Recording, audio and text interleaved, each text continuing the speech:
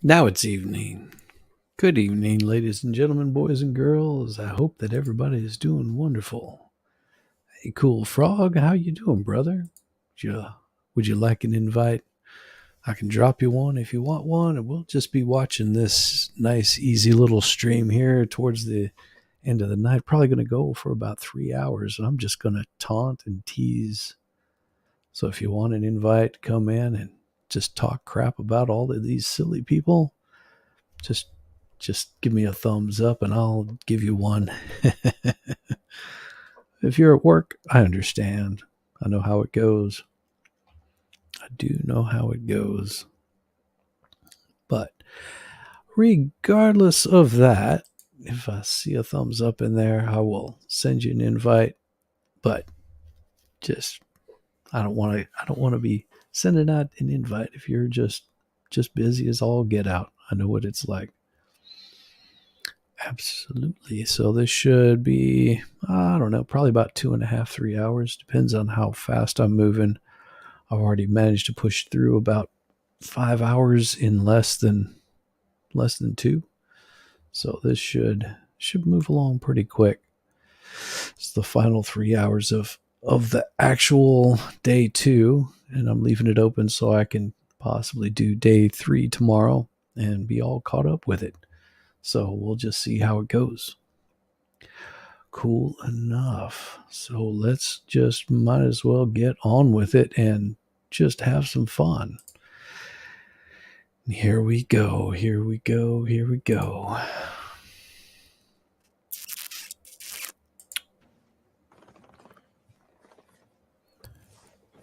Bum, bum, bum, bum, bum. It's talking about the gumdrop. You know, this is my gumdrop. Still eating my lunch. It's my mother behind me. She came to support me.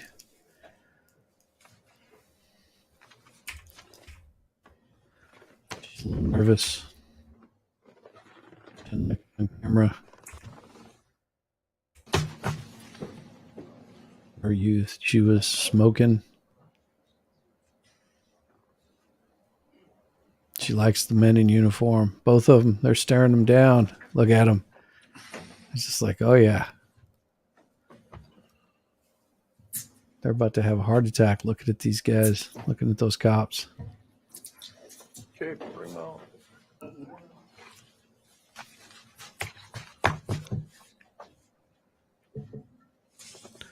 Da-da-da-dun.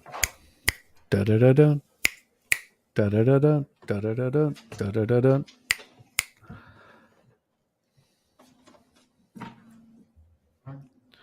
Come on. Do it.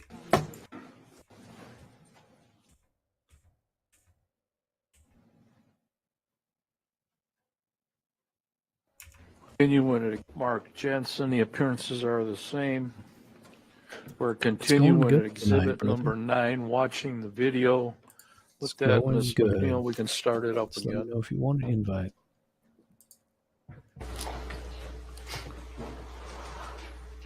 You live next door to the Jensens. Now, one thing you'll see is this guy right here, I believe, is the same prosecutor that's prosecuting him again this time, except many, many, many, many years later. Prior to Julie's death for about 6 years. Is that right? I think so, maybe even more. Even more? I'll say 6 years, yes. I wasn't clear whether you moved in, and I had understood you to say 1992. Was it earlier? Well, I think so. I don't remember. I'll have to look. When did I move in there? But I'll say 92. During that time, you had lots of contacts with both Mr. Jensen and Mrs. Jensen. Yes, I did. you did things like go fishing with Mark Jensen, right? Yes, we went, I would say 2-3 times fishing. And your families, especially in the summer, might cook out together. There was a couple of times that we had dinners together. Spent some time in his backyard by the pool. You'd speak with him on a regular basis, Yes, right? Talked with them hundreds, if not thousands of times over those years. yes, Right? Got along with him fine as a neighbor. yes, You had a chance to observe him with his children, correct? yes, we did. And fair to say that he was a good father. I'll say yes. He was a good father. He was a loving father. I'll say yes. They see him always playing with the kids, spending a lot of time with them. You'd see them. You were aware that he'd take his son David fishing, right? Yes. You'd see him outside Taking the swimming boy in the fishing. pool, right? Well, I would hear them swimming in the pool, laughing and screaming. It was yes. Oh, I know what the They'd walk problem the is. dog together, right? Yep. That's why. And prior to the fall of 1998, you really didn't observe much in the way of problems in the Jensen family, right? Major problems or just problems? No, you didn't see any major problems, right? No, The problems. No in problem. terms of, and you on a number of occasions you saw Mark's interactions with Julie Jensen, right? Oh, besides, You never saw Mark be slapping her physical with around Julie, a little right? bit. Ah, Never did see. And in her conversations with you, she never made any such claim like that, right? She never did.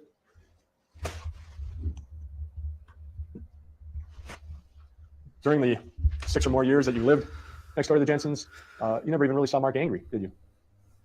There was a couple of times he was upset. We had an argument. Maybe 2 times? Yeah, I mean, the times that I recall it, he was very angry. I remember when I was buying the lot next door from them that he had to sell it because he lost a job and Julie wasn't working with him. And she could have been working. So he was upset in 1991 about during some time of financial distress. Yes. Is that right? And even then, you didn't hear him yelling or screaming about that, right? No. And did you say there was some other time in those 6 years when you saw him? Yeah, I think there was one of the times I was going into his house. I was coming into his garage, into the house, and at the same time Mark came out, and they had an argument. He was really upset. He was really, pissed. And what is it that made you decide that he was Well, angry? he told me about it. There was something about family trip. They supposed to go together, and Julie didn't want to go. So he was upset that he and Julie could not go on a family trip together. Yeah, he blamed her that she wasn't like his friend's wife. That they would go together places, and she didn't want to go with him. And he thought that was important that they go on a trip together. of course. And so those are the 2 times that you saw Mark Jensen angry in the That's 6 Got to have the wife with you if you're going on a trip. in the 6+ years that you lived next door to him. On December 4th, 1999, Mr. Boyd, you spoke with Detective Ratsberg here. Yes, he did. Detective Ratsberg wrote a written statement for you, right? Yes, he did. And have you also seen a police report that he prepared summarizing your conversations? I mean, before. Let's see. He took a statement that he put in writing and you signed it, correct? Yes, he did. And I'll tell you, I have a police report that summarizes things that you told him on that date. That's Oh. not signed by you. It's a police report. Have you seen that police report? I think so. He did. And let me just hold it. It looks something like this. Does that ring a bell? No, not really. It looks like another page. Okay. But do you remember it being typed like this or not? Okay. All right. That was a Did you horrible ever- question. Did you ever tell Detective Ratsberg that Mark would not speak with you and he always kept to himself? Yes, I told Mr. Rasmus that for about, I'll say 4 weeks, or 5 weeks to Julie, that Mark separated himself from me. And I mean, he wouldn't watch me. He would just ignore it. He would just like, even passing me. Hey, rabbit. That was the month of November, basically. Is that right? Yes. But during your 7 years, 6 or 7 years you were there, he didn't keep to himself, right? No, we had a regular conversation. I would say pretty good neighbors, friends. We talk about different stuff. During November, it's fair to say that people aren't outside as often as they are in July. No, I did still see him, because he always was in the front watching the car, doing some other things, but it's just, he wasn't there. Like described before, I could pass him, 10, 20 feet from him. He was still ignore, I'm not there, it doesn't exist. Well, Mr. Jensen's driveway was not right next to your driveway, correct? I would say his driveway's got to be probably 35 feet away. Right. I mean, they're not right next to each other, is what I'm saying, Mr. Boyd, right? I mean, it's not like you have shared driveways or driveways that parallel right next to each other. True?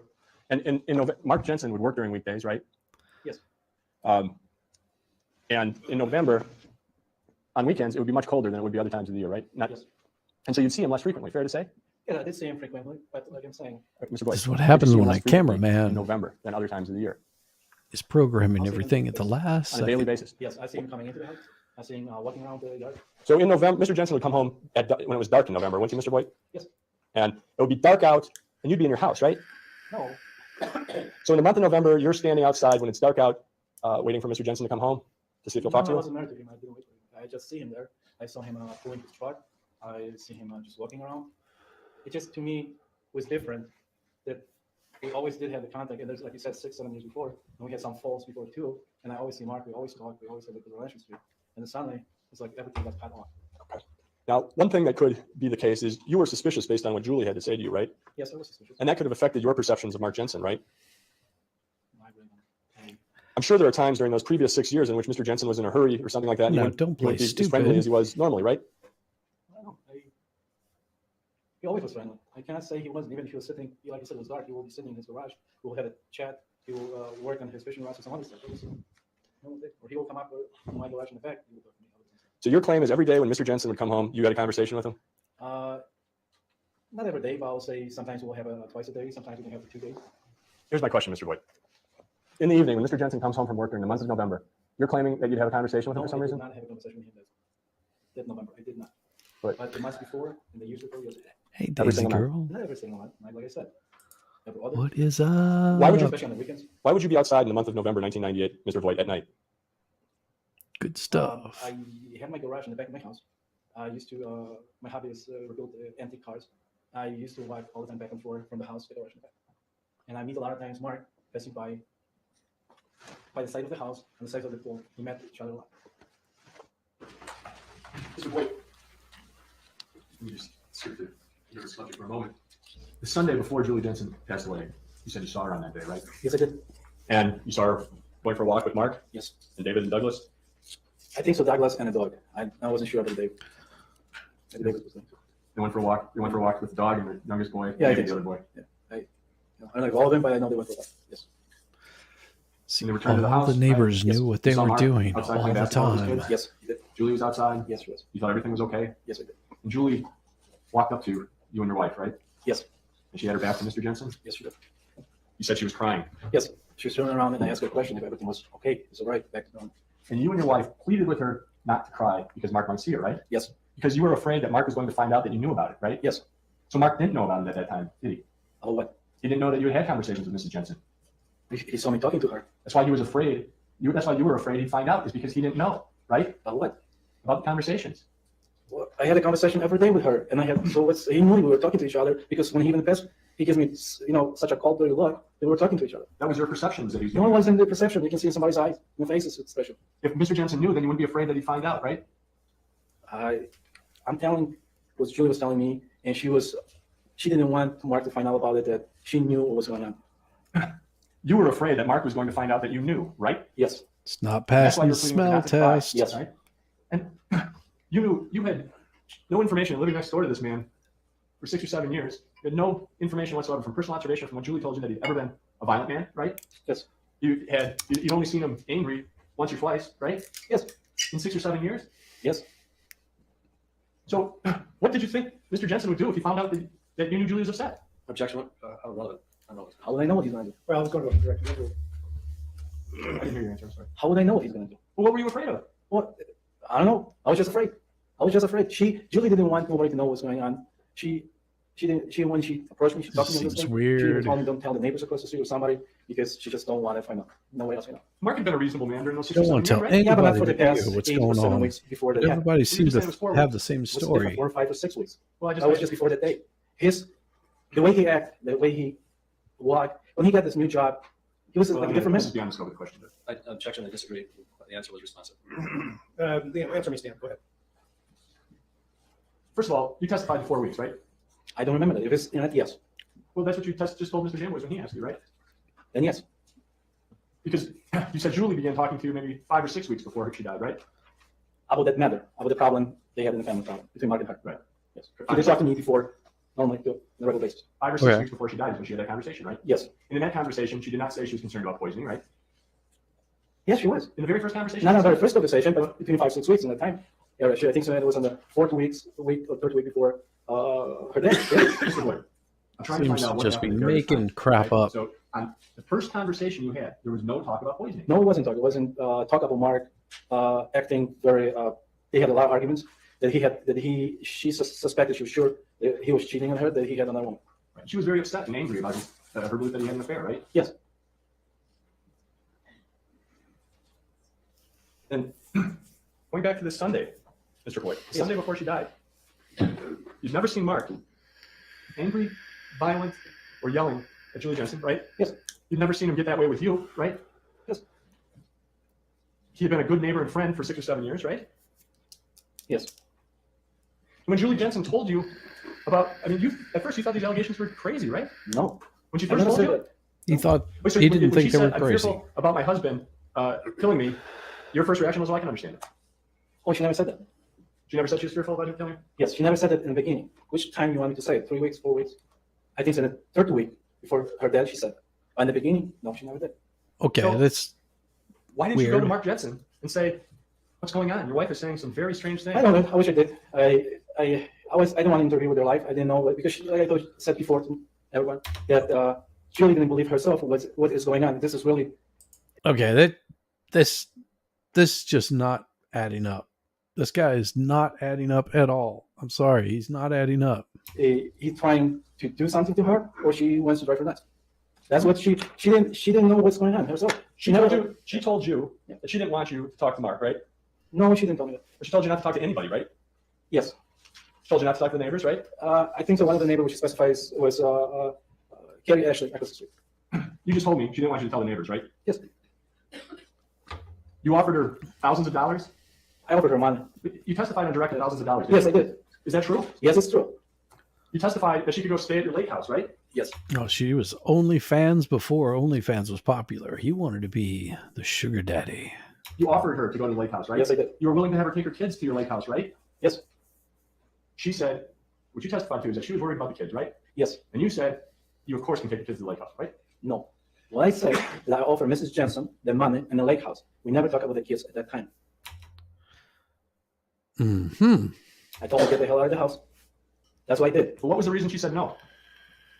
The reason she said no, because she was afraid that if she's going to leave the house, Mark is going to take away the kids from her. I thought She'll never see the kids. when we had this conversation, she didn't say anything about the kids. No. The conversation was if she will take the kids to the house, lake house. So during those 6 or 7 years you lived next door, Julie Jensen had a car, right? She did. She could come and go as she pleased, right? Yes. You saw her come and go every day, all day, right? Yes, I did. You were aware that she had a checkbook, right? No, I wasn't aware of that. She seemed to go handled the household affairs from what you observed, right? I seen her going shopping, bringing the grocery home. That's what I did. She never seemed to be wanting for money, right? No.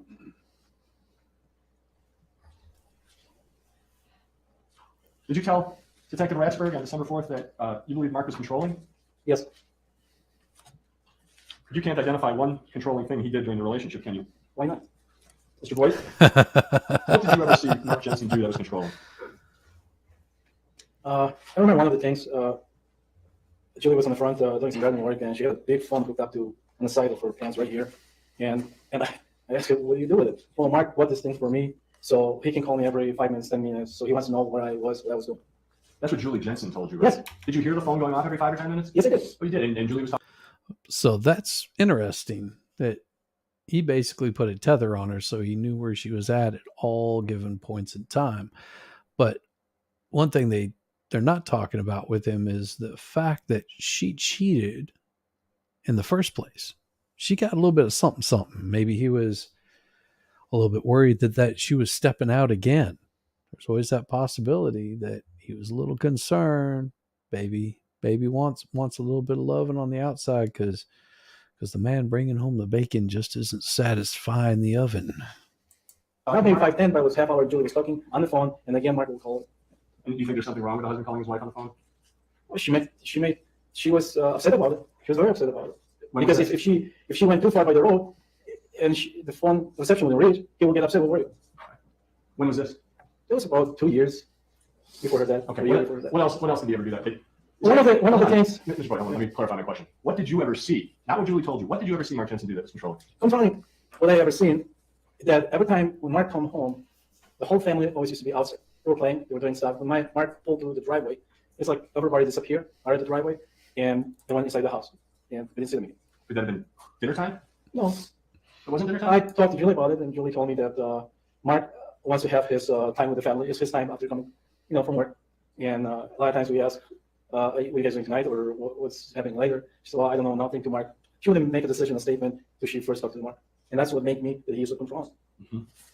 Sir, were you asked the following question, and did you give the following answer when you testified on July 5th, 2007, page 54, line 7? Question. My question is, It's really ironic because that's Judge Schaefer. That's the same one that did the Kyle Rittenhouse trial. And also, if you look in the audience, you're going to see Photo Chad or Nathan DeBruin, which also was the gentleman that testified in the Kyle Rittenhouse trial. Small town. did you ever hear or see him meaning Mr. Jensen, do anything controlling with Julie? Answer, no. Ribbed is better. Consistent with witness testimony, Your Honor. Overruled. Did you give that answer? Yes. Question, and that was before September 1, 1998, and that was after September 1, 1998, correct? Answer, yes. Yes. This information you have all came from Julie, right? Yes. You didn't know if what she was telling you about Mark's wants and desires was true, correct? I believe her. I didn't ask you that. You didn't know whether it was true. I didn't know. She frequently was complaining about the marriage. Yes, she did. Did you hear Mark bad-mouthing the marriage? A few times. A few times over 6 or 7 years? I guess just that summer we had a few conversation about it. I mean, they had normal things, nothing crazy. They also God. played about the cooking, some other stuff. Bad coughs.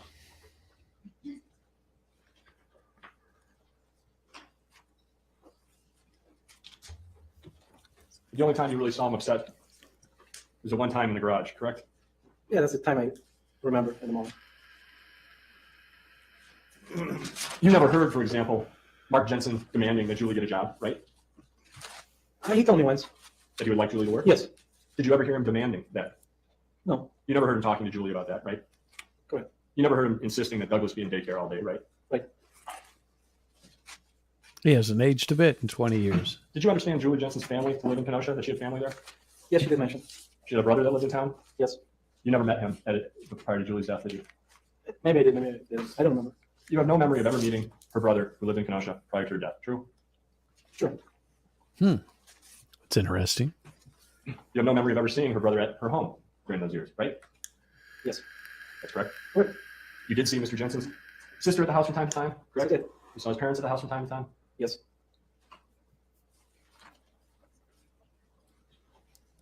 In this very first conversation that you had with Mrs. Jensen, she said she believed her husband was having an affair. Yes. Did she say anything other than the trips to Chicago as to the reason why she believed that? No, she said his behavior. She said that they argue and they argue like a normal family, but for the past few weeks, this argument will be 3-4 times, very tense argument in the morning and evening every time. And she mentioned that it was started when he's got his new job. Fair to say during this first conversation with you, she was miserable? I don't know how to describe miserable, but she was crying. She was upset. She was disappointed. She was, she didn't look good. You disagree with miserable? Maybe she was. You recall testifying to that preliminary hearing, page 9, line 4? Maybe she was miserable. Well, that's what you saw, as somebody who was miserable, right? Yeah. Okay. Julie told you that she suspected Mark was doing something on the computer. Yes, she did. She said she was vacuuming one day, Yes. right? And that's the time that she said she saw something on the computer, right? Yeah, she described it to me. I'm sorry, I interrupted Jim. You weren't. That's the time she described seeing the computer, right? Yes. And what she said to you was that Mark was in the room that had the computer in it, right? Yes. And you've been in the Jensen home. You know which room that was, right? Yes. And that the door was 3/4 of the way closed, right? Yes, that's what she described. And as she was vacuuming with the door 3/4 of the way closed, she said she could see the screen of the computer, Yes. right? And so she was standing there to see what he was looking at, right? Yes. Is this when she described seeing Yeah. websites about poisoning? Yes. She claimed he was looking at sites on poisoning and she looked through the door. Yeah, that's what she said. And then as he was sitting there and noticed her he reached over with his foot and shut the door. Exactly. That's how she described it to me. She also told you that Mark Jensen left the computer on, Yes. right? With what kind of information on There was this? some poison sites or something she was telling me. And she saw it then. Yes.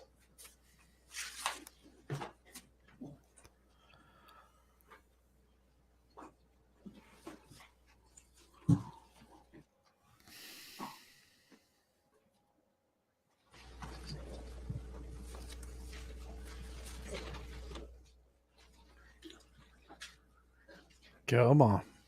Ask your next question. Next question. Boy, I'll show you a photograph of the Mark is at 132. Do you recognize that as the office in which the Jensen computer was?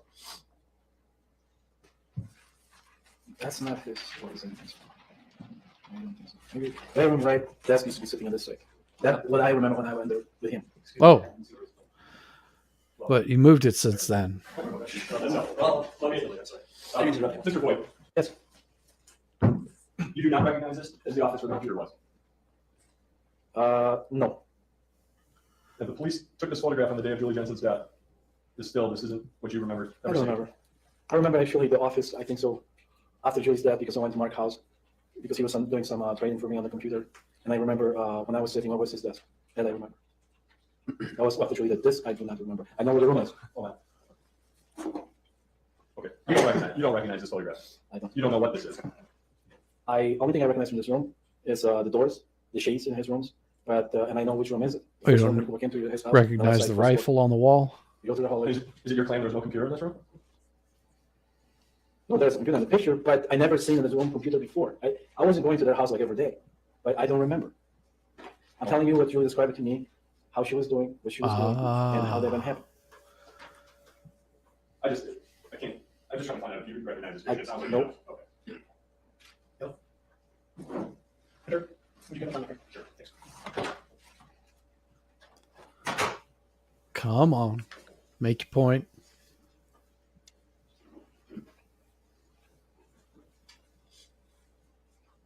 Julie indicated to you that she was concerned that if she left Mark, she wouldn't get the kids. Yes. She was concerned that she would be viewed as unstable.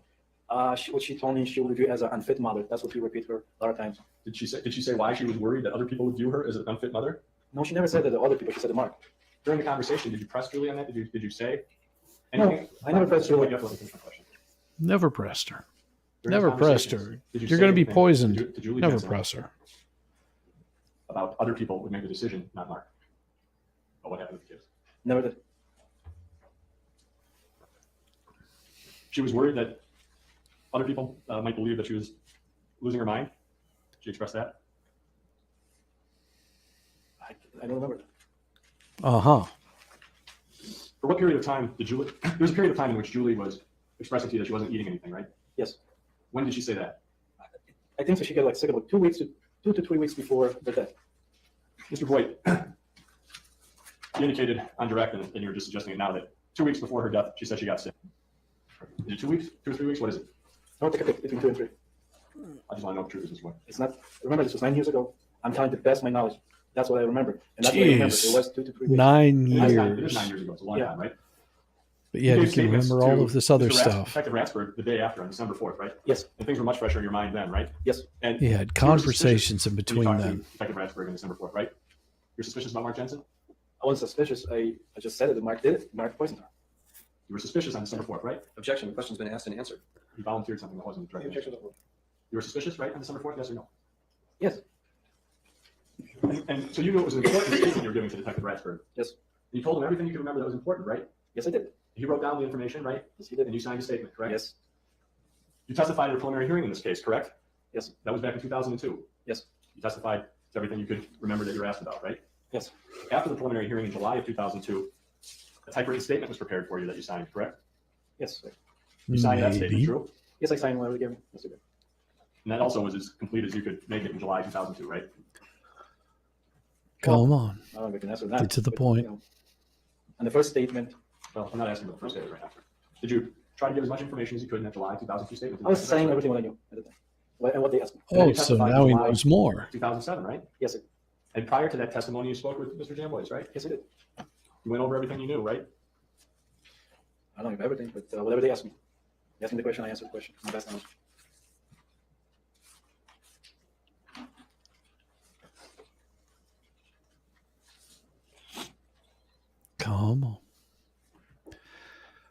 Make the point. Make the point. Get no time out of during my that statement you read the rest of December 4th, head. 1998, during the written statement that you gave in July 2002, during your preliminary hearing testimony in 2002, or during your testimony in July 2007, did you ever say anything about Julie telling you that she got sick and vomited 2 or 3 weeks before her death, right? I did say that. In I which did say, statement? I think on the first statement. The first statement, I did say a lot of things. Mr. Restwick was in our house for over 2 hours. Oh. Well. If that don't just take the cake.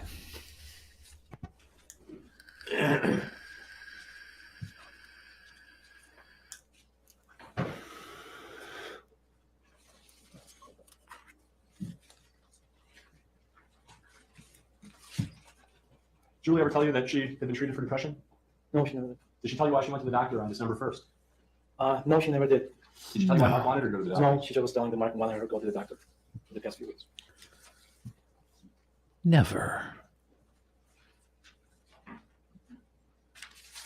You told Julie Jensen at some point that maybe she should call police, right? I think that I did, and her answer was that she's been already talking to the police. She told you she called Officer Cosman and left a voicemail, right?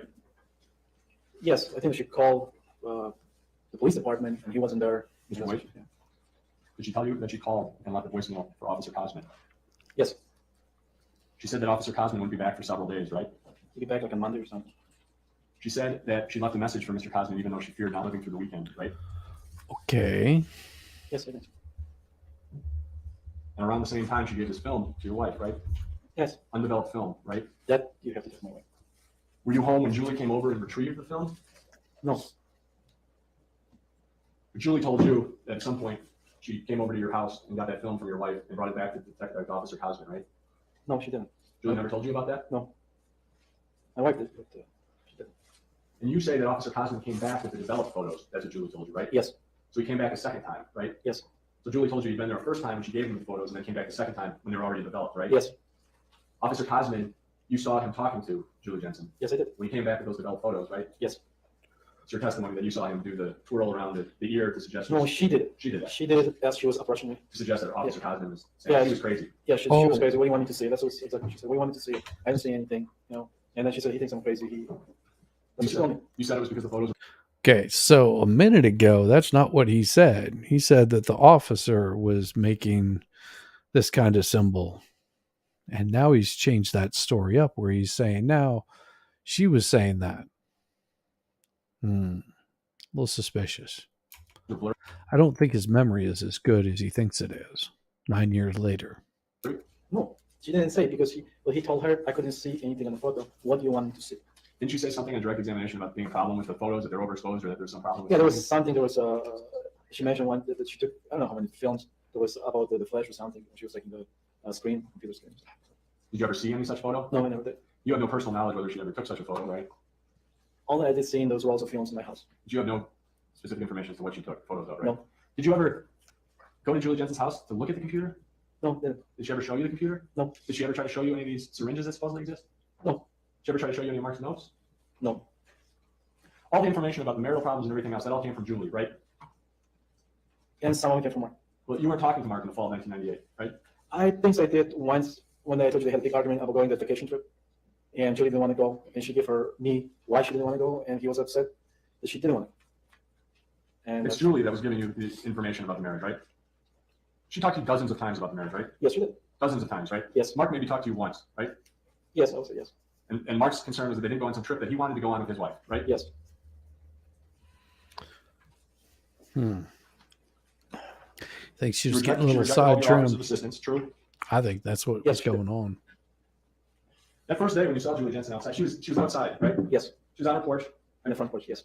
by yourself By herself. in the month of October, right? Yep. She knew what time you left for work each day, right? Yeah. You'd either leave before rush hour or right after what you considered rush hour, right? I used to leave around 9:15, no latest 9:30. She was aware of that from being your neighbor for 6 or I 7 really years. don't know if she was aware of it. And I know one thing that me and Mark used to leave like quarter to So 9. that just beyond the scope of the question. Yes, no question. I just asked the question, Are answer you the saying she was aware question of I what time you left asked. each day? Because I used to go different times every day. Sometimes I will go this time. Sometimes I will leave 5 in the morning. Sometimes I'll leave at 11. Depends on which occasion I used to do work. Julie Was there any particular reason that you could ascertain why Julie would be crying outside, or did she tell you why she was crying outside?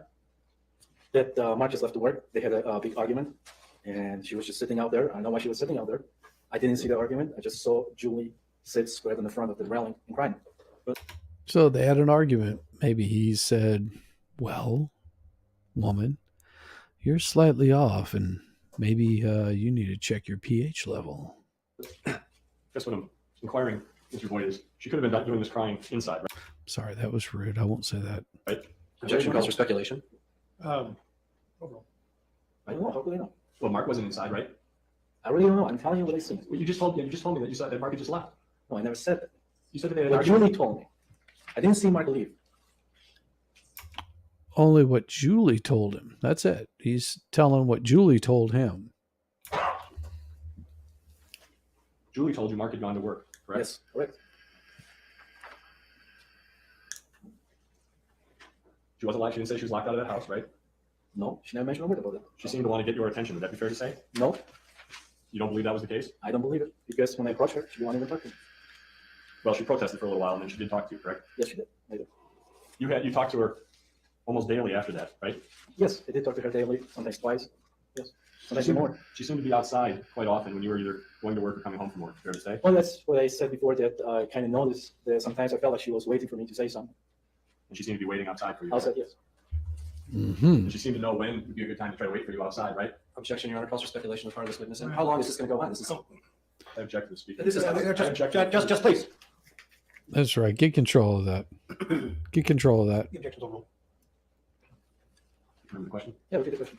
I read that, please. Question, and she seemed to know when would be a good time to try to wait for you outside, right? Did Julie express any anger about this affair to you? Did she suspect Mark of having? Oh, Well, you she was got that upset one about it. Yes, she through. was. Did she express anger? No, she didn't. I don't know how you express it, but she never swear or call him names or anything. No, she was just, she was very upset about it. She wasn't that much upset that he's having an affair, that she just suspects him that he's having an affair. I mean, she never said bad thing about Mark at that time, at that moment. She just was suspecting him. Well, she was saying, So she suspected him of having an affair, and of course, in '91 she had an affair. bad things about him wanting her to work and things like that, right?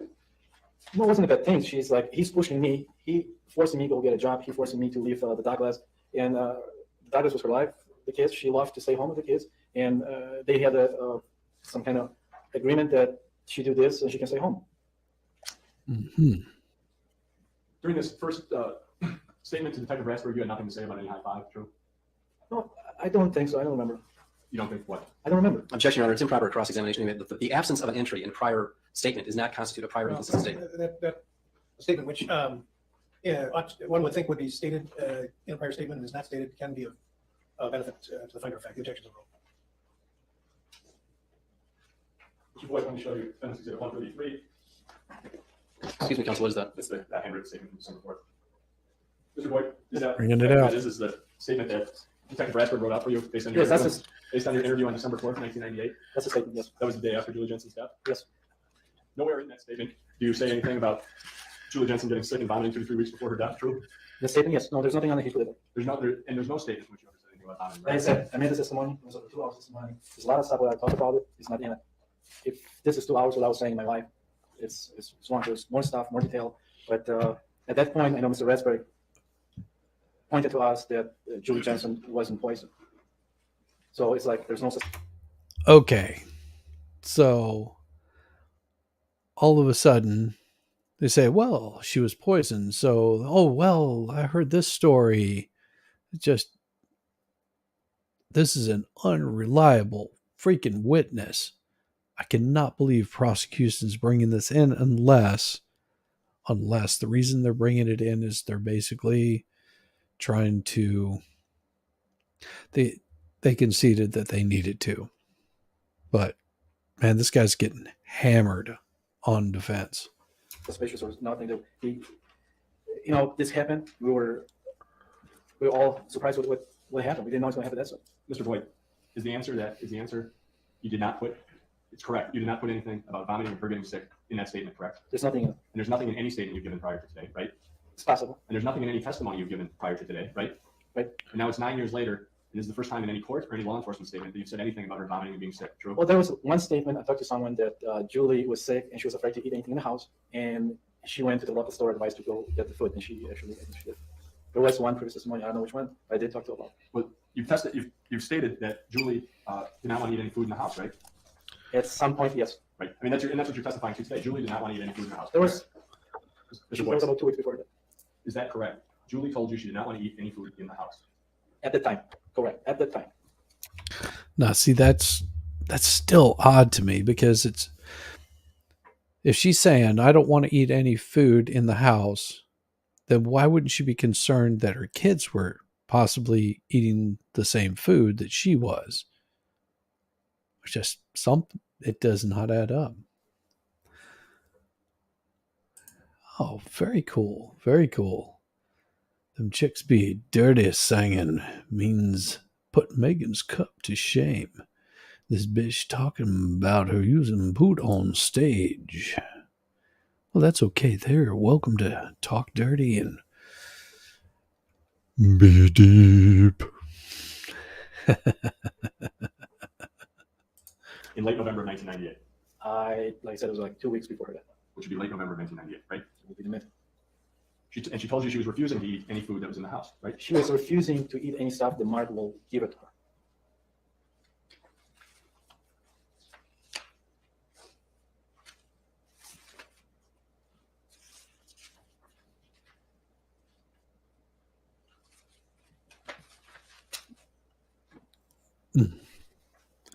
They are getting hammered. And you told her, if you're scared to eat anything in the house, go to White Hand? Yes, And that's what she did. She went to White Hand to get I think food. she did, because she said she went and got a sandwich or something. Because I remember she was shaking and crying, and she said, I need nothing for 2 days. She was scared eating in the house. And I'm sure this is in one of my statements. And what she said is she was scared to eat anything in the house, Yes. right? That's why she went to White Hand, true? At the time, like I said, the 2 weeks before. And that's why she went to White Hand, right? Yeah, that's why she went to White House. Thank you. Uh-huh. And that statement, you also don't say anything about a high five, true? Yes, That is true? it's true. And you didn't say that in your statement in 2002, correct? I mentioned that stuff before in the meeting with Mr. Jamford. I mentioned with Mr. Ransford. Is there any written statement anywhere? No, it doesn't. That wasn't something that you ever testified to until this year, right? No, like I repeat myself again. It's not in the statement, but I did say it before. I don't know Uh-huh. why it isn't in it, but I did say it. It's not in any statement or testimony until this year. Testimony this year, yes. Right, that's when you first. Yes, that's the first that recorded. And that was 9 years after the fact, Yes. true? Ah. Interesting. Did Julie ever tell you about her affair? No, she never did.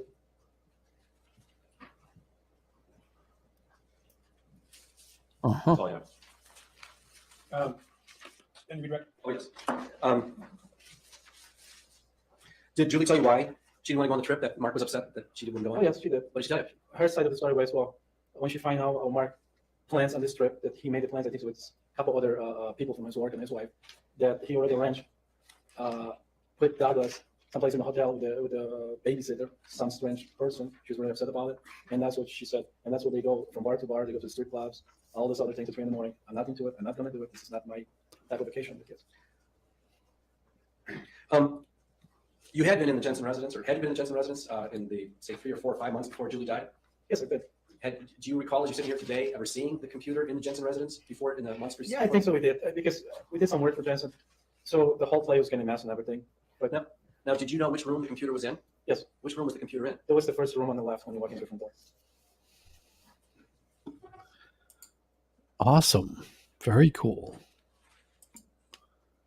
So I'm drawing your attention to Defense Exhibit 132, the photograph here. Can you tell us whether or not that is the room that is depicted in that photograph? I'm really not positive this room. If this room, I know that I remember the carpet in this room because they changed the rest of the house was blue. The green was in my room. This office when we did the work with him. So that color, that carpet is the same Yes. color. What was it about the room that caused you to believe that it was Mark's room? I object to his knowledge about the subject. So tell us what you know about the room that, at least insofar as it caused you to believe it was Mark's room. Well, first of all, it's a green carpet. I remember when Mark and Julie asked me about the carpet guy to install a carpet in their house, and I suggested somebody from Chicago, one of my installers. They came out and they picked the carpet. They did it for them. And one of the things was when they were installing the carpet, Mark's room was green. The middle of the room that they're then was blue. And Julie looked at the carpet and she wasn't sure if that was the color Mark wanted. And she was really kind of scared, afraid, you know. And she called Mark, and Mark like show up, and I would say in a half hour to determine, and that's what kind of stuck with me. That green carpet, I'm sure that's first room on the left is his office. So the first room on the left, as you go into the hallway? Or? Yeah, going to the hallway, you go front door, you turn to the left. There's the first room on the left side, that's his office.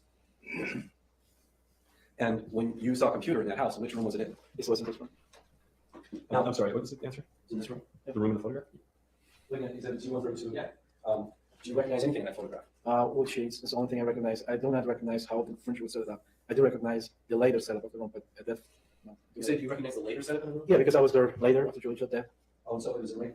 So you were looking at after Julie's death? Yes.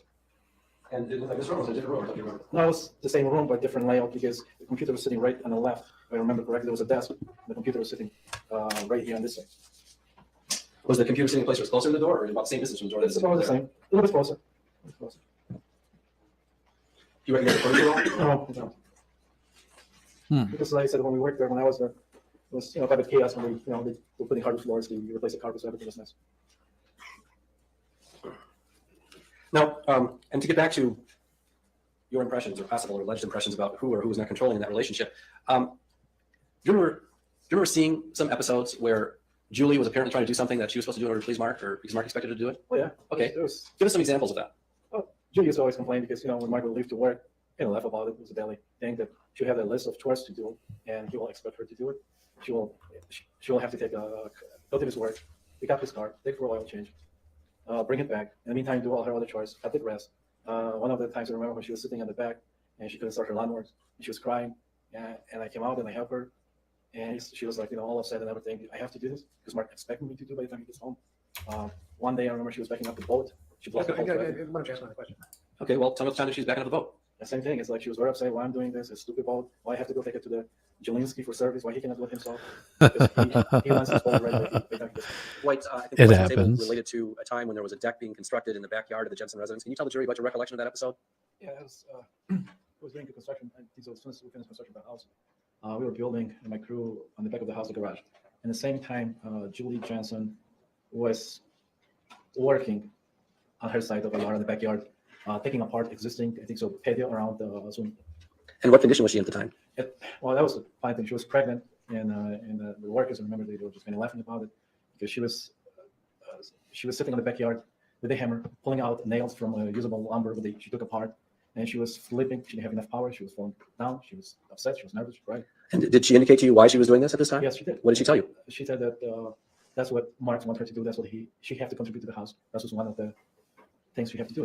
He told her to do it. And your recollection is she was how far along in her pregnancy at that So time? she was, I don't know how far was she, but you will notice that she was pregnant and her struggle, what she was doing, and she was very upset about it. Now, tell me about the episode, insofar as you can remember it, when Julie's father came to visit the Jensen household.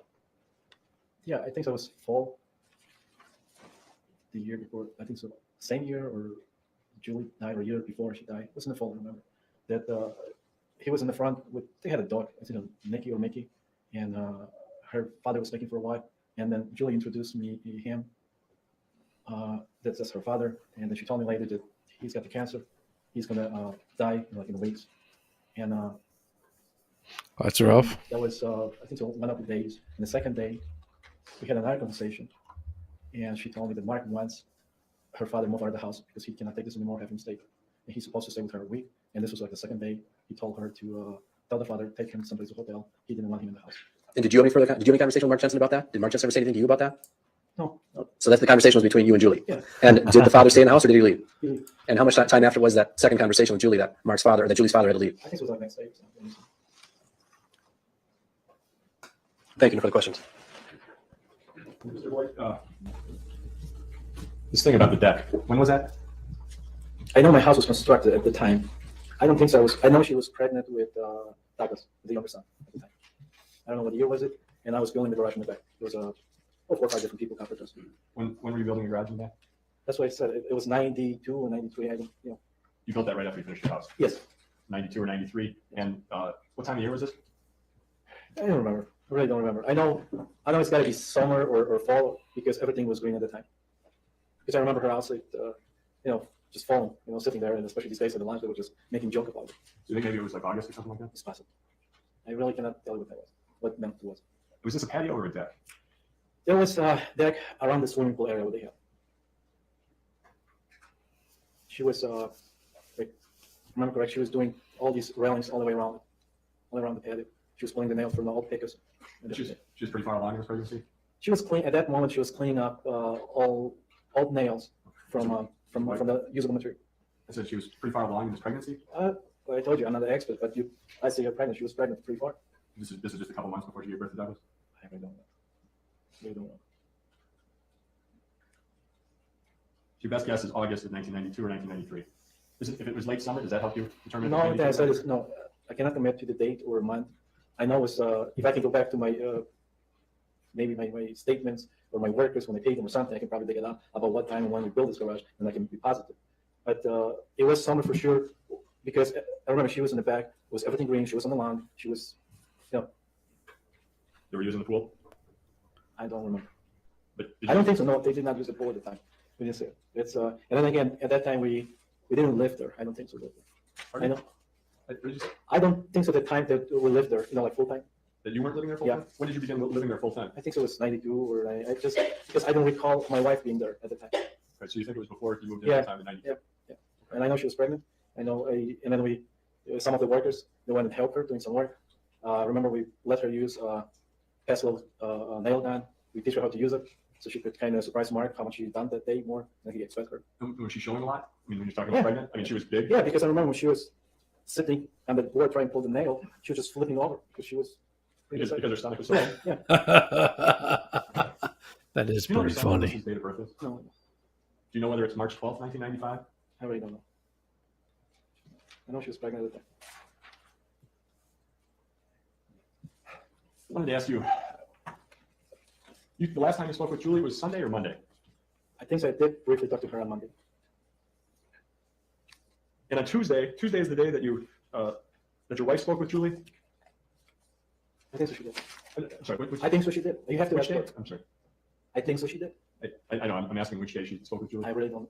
Your wife had told you about one day that week where she'd spoken to Julie, Yeah, right? she did. She told me there was, I think so. One time she told me Julie came to the house, pick up this drop off the movies. The second time she picked up the movies. Then one time I think so it was Wednesday she called her. Okay. The telephone call is Wednesday? I think so it was Wednesday. All right. And the same day as the telephone call is the day that you saw Mr. Jensen leaving around 9 or 9:15. I think it was next day. I didn't see him leaving. I saw him walking from his cars to his house. And he's It was the day he died. I did see walking, him walking. walking down that street. Yeah, that's what kind of was a surprise to me that he wasn't even high enough. What was that? Sometime when he was coming in or sometime when he was leaving, Mr. Boyd? I think so he was coming in. I think so. I don't know. It's just like I said, I saw him going from the car to the house. I don't know what he was doing, but he was coming. It was about 9:15 when I was getting ready to go to Chicago. And he was going from his truck to his house. And your best guess is which day that was? I think it was Thursday that Julie died. Okay. This is 9 years ago. Yes. Yes, I remember that. I remember when I passed him. I remember especially the lights on the house. There's no question before you. Oh, there's nothing wrong with that. Nothing further. Gotta feel the music. Okay, I think we deserve a break, folks. Oh, thank God. So go in the back, relax for a little bit, okay? Thank you. So I'm gonna skip forward here.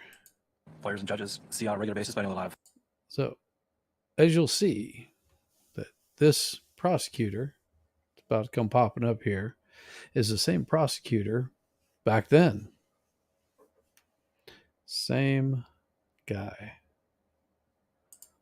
Oh, that makes me feel very special. I thank you very much. Maybe I'll have to read some recipes slowly.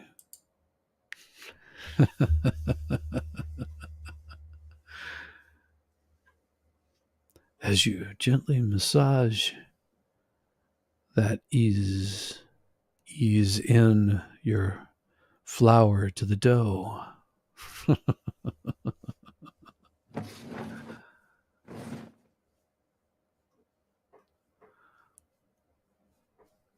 And I'm walking and I'm talking. Come on. Yeah. All right, we're back on the record on Mr. Jensen's case. The appearances are the same. Who's the next witness for the state? Dr. Michael Chambliss, Your Honor. All right. Your Honor, I wish to advise the jury that there are going to be some autopsy photos presented during the course of this testimony.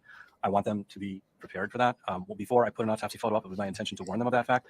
I know that this is something lawyers and judges see on a regular basis, but I know a lot of. I'm sorry to hear citizens that, are accustomed Rabbit. to seeing that. I hope you get to feeling better because that really sucks. Please. All right, thank you for that information. Come on up here, Doctor, all the way to the front. Oh, Your Honor, the state also moved Exhibit 9 into evidence. That was the video of Teddy White's testimony. The objection to 9 coming in? All right, 9 is received. Come on up closer, Doctor. I'm going to swear you in. You raise your right hand, remain standing. You solemnly swear the testimony in this matter be the truth, whole truth, nothing but the truth, so help you God? I do. Get as close as you can to the smaller microphone. And can you spell your first and last name for the court reporter? My first name is Michael, M-I-C-H-A-E-L, and last name is Chambliss, C-H-A-M-B-L-I-S-S. Thank you. Go ahead, Mr. Jamboy. Get some water. Oh, sure. I had a bailiff I could do just that. You need some water. Yeah. Dr. Chambliss, would you like to take off your jacket? We can put your overcoat somewhere because it is getting kind of warm in this courtroom, and I'm afraid you'll get overheated with it. I can take your coat if you'd like.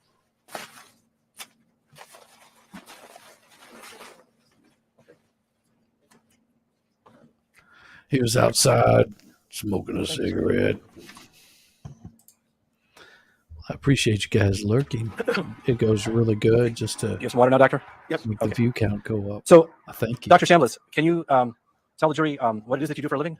I'm a forensic pathologist, And how long have you been a forensic pathologist? 38 years. Can you tell the jury what a forensic pathologist does? Forensic pathologist is a doctor trained in all branches of medicine who goes into the field of pathology, which is the performance of autopsies or the examination of specimens that come in the hospital. Once you We all know what a pathologist does. We're going to skip forward a little bit here. Probably shouldn't have done that because now it's going to delay it. It's got to catch up to me because I'm moving so slow. And it's just a slow it grind. could be suicidal deaths, it could be homicidal deaths, it could be motor vehicle accidents, but they could be natural.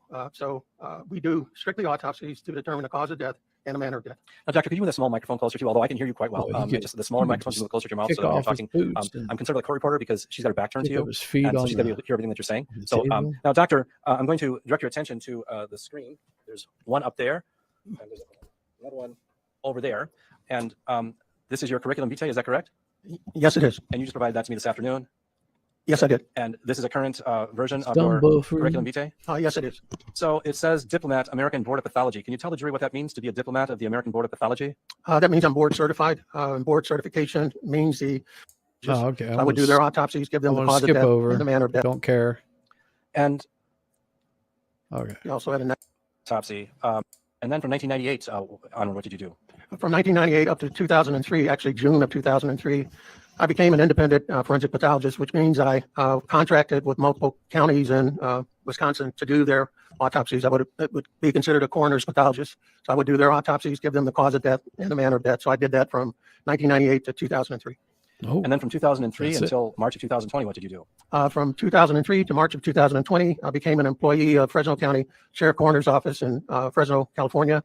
I was a coroner's pathologist that entire time from June 2003 up through March 2020 when I retired. And then I see in June, from June 2020, from June 2020 through June 2022, you became a part-time forensic pathologist? Yes, the caseload in Fresno, California is very significant for forensic pathology, and we only had one forensic pathologist at that time. And my position was not filled yet because of the shortage of forensic pathologists. So I stayed around an additional 2 years to do forensic cases. okay. Now, according to your curriculum vitae, you've investigated and certified over 7,000 deaths as a deputy medical Yeah, examiner, we know. a coroner's pathologist, and chief medical examiner. As a pathologist. At least it's probably more. At the time you did the autopsy, you didn't have the benefit of having the toxicology test results back, did you? They were not back yet. So walk us through this autopsy. It indicates the photographs were taken by Sergeant Ratsberg of the Pleasant Prairie Police Department. Is that true? That's correct. I'm sorry, is this marked as an exhibit? It's Exhibit 10. And it's The on a body is thumb drive, so it's received on not the that transport exhibit car to the So morgue it is area Exhibit of 10 St. for the record Catherine's of this case. Hospital. Yes, it is, Your Honor. It's Exhibit Involved 10. in And just to be partially clear, the clothed first part exhibit was the clothing vitae, includes and the next items item is this. Okay. include a watermelon colored short sleeve Now- cotton t-shirt, pair of white Doctor, where did you panties, perform the and a pair autopsy? of white At socks. St. Catherine's Hospital there in Kenosha, here in Kenosha. And Yellow medical What tell he the jury what you bring can with remember a about this autopsy. single subject large to clear Julie Jensen stone from is the present from on the time you fourth first finger of saw the her. left hand, and additional yellow When I metal first ring. saw her, she was clothed in a t-shirt, white panties, and white socks. She had some jewelry on both hands. She also had a necklace on. She was about 110 pounds, about 65 inches tall. And she did appear to be actually slightly older than the stated age of 40 to 41 years. Oh, he is. There was I've got it developed rigor mortis sped there. up all The only signs 1.75 that times. there was Everything is of sped up on possible this. hospital treatment or medical treatment were some EKG pads on her body. There actually were no needle puncture marks or no tubes or anything else on the body whatsoever. Oh, There were bruises present on her right buttock area and also on her right shin. She had a bruise in that area. On the right side of her neck, she had an abrasion that was a superficial abrasion, which I said resembled a fingernail mark, but that's my description of it at the time. No other external injuries were noted at that time. see, So at the time that you 1.75. first examined the body of Ooh. Julie Jensen, could you state whether there was any exterior indication of what was the cause of death or manner of death? Externally, there was nothing that I I don't could want to be here all look at to night. say that was the cause of death. Doing So, and this oftentimes one. there is. I mean, you've got a homicide, there's a gunshot wound to the head or a knife sticking out of the back, and there's clear evidence of what caused the homicide in this Good case. However, there was morning, no clear indication in the exterior of the Crystal. body as to what could have caused the death of Julie Jensen. Nothing Hope externally. you're doing well this morning.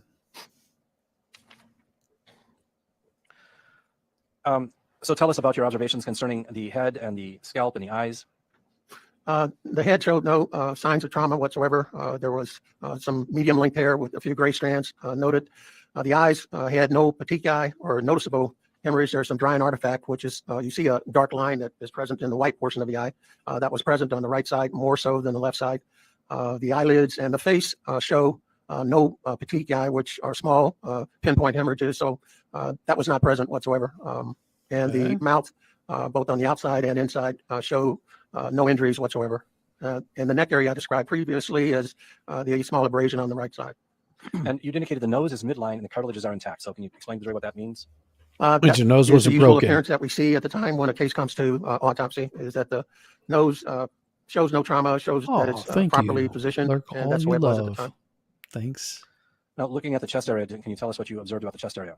The chest area showed some EKG pads, but otherwise there's nothing significant in the Rabbit's chest not region. The feeling breasts too were well symmetrical, tonight. show no so injuries or masses. There's no surgical scars whatsoever. Rabbit's lurking. There was no discernible evidence of trauma to the Everybody's exterior of the lurking. chest. It's Is that true? okay. That's true. Lurk away. What are EKG pads? EKG pads are essentially, they're naming what they're used for. They're adhesive type pads that are placed on the chest region to detect the presence of heart activity. It would show up in what we call an EKG, electrocardiogram. So we call them EKG pads.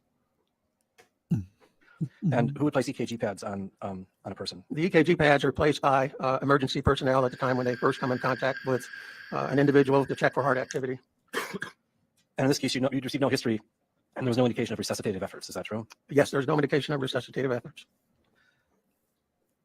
Now, I'm going to switch away from the autopsy report for a moment, and I'm going to direct your attention.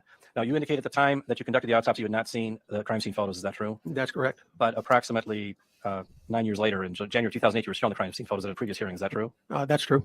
And I'm going to show them to you again. I'm directing your attention to this first photo, and that. Can you tell the jury what that photo reflects? This is a photo of Julie Jensen at her residence. She's in bed. When we're looking at the backside of Julie Jensen, her head's on a pillow. The rest of her body is positioned on the bed itself. And doctor, had you observed this bruise or injury to the right rear buttock? At the autopsy, I observed the bruise and documented it, yes. And that was would you describe that as a non-specific injury?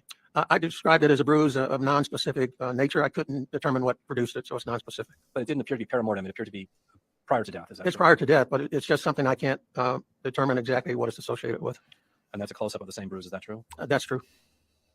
Now, directing your attention here to the photograph depicting Julie Jensen's face, can you just compare the nose as depicted in this photograph, and for that matter, the way the mouth is kind of pushed off to one side, compare that to the way Julie's face at the time that you saw her at the time you performed the autopsy? At the time of the autopsy, I did not see a distorted nose or mouth. They weren't present there at that time. Now, doctor, most people, if they take their nose and they push it off to one side or the other, as soon as they release the nose, it goes right back to midline. Is that true? Yes. But in this instance, it appears that Julie Jensen's nose is pushed off to one side. That matter, it looks like her mouth is off to one side as well. Can you explain to the jury what would cause something like that? Actually, positioning into something long enough that beginning rigor mortis will start, and you will get the shifting of the nose corresponding to the position in which the face is located. So explain to the jury what rigor mortis is and how it works, doctor, if you would. Rigor mortis is a sign that we look for after death, which is a rough measure of time of death. It's not a very accurate type of instrument that we can use because it changes according to temperature. But it really represents the changes in the muscles that take place in the body. At the time of death, the muscles will first become real loose, and then gradually in the first 1 to 2 hours, you can see some stiffening in the smaller muscles in the body, particularly the facial muscles, the No, eyelids. So not within 1 to 2 you. hours, it'll start up, and you can notice it. The larger muscles in the body start to get stiffer around 10 to 12 hours. So that's a gradual progression from smaller muscles to larger muscles. And then after 12 hours, it stays there again up, I'd say, for another 6 hours, and then eventually goes away. So we would sometimes see a body at the time of autopsy that was completely loose at the scene. But by the time we do the autopsy, the muscles are real strong because the rigor mortis has come over hours and hours, and it's well developed within that period of time. So rigor mortis will cause a body to sort of fix, or body portions to fix in the condition the body was at the time, the point of death, and if the body's not moved immediately after death. But then at some point later on, rigor mortis recedes and the limbs will, the body will return to its It normal starts state. off loose, as I mentioned, gradually gets real tight muscles where you can actually really lift the entire body if you wanted to. And then over a number of additional hours, it goes back to loose state. It becomes real relaxed again. So looking at this photo that's depicted here on the screen of Julie Jensen's face, it would appear to that is rigor mortis is causing her nose to remain off to one side and her face to remain off to one side. What we don't have any underlying injuries to the nose, which is the important part here. There's nasal cartilage and there are nasal bones that would be present in the nose itself. Those are not damaged. We don't see any injury on the inside where the skull is, where the nasal bones would be. We don't see any cartilage injury. What we do see is the muscle soft tissue part of the nose, which is the tip, is distorted to one side. And I'm placing that in the category of rigor. And this is a photo that depicts her face as she was found in the pillow. Is that Yes, that's correct. Doesn't mean Now, that she can you was Tell had me her anything face about, crushed this in photo there. in terms of what it tells you about Julie Jensen at the time of her death. This photo actually shows 3 things. Her head is That's in the awesome. pillow with her nose pressed against the pillow. The second thing is looking at her chest area. We see her left arm coming under the chest, going towards her right side. So it's below her right elbow. The other part is she's on her side. So her hips down is to the side. The upper part is kind of angled, as I mentioned, the torso, nose in the pillow. And I will say that I love me some watermelon. Some watermelon in the summertime is the best. Arm under the body towards her right side under her elbow.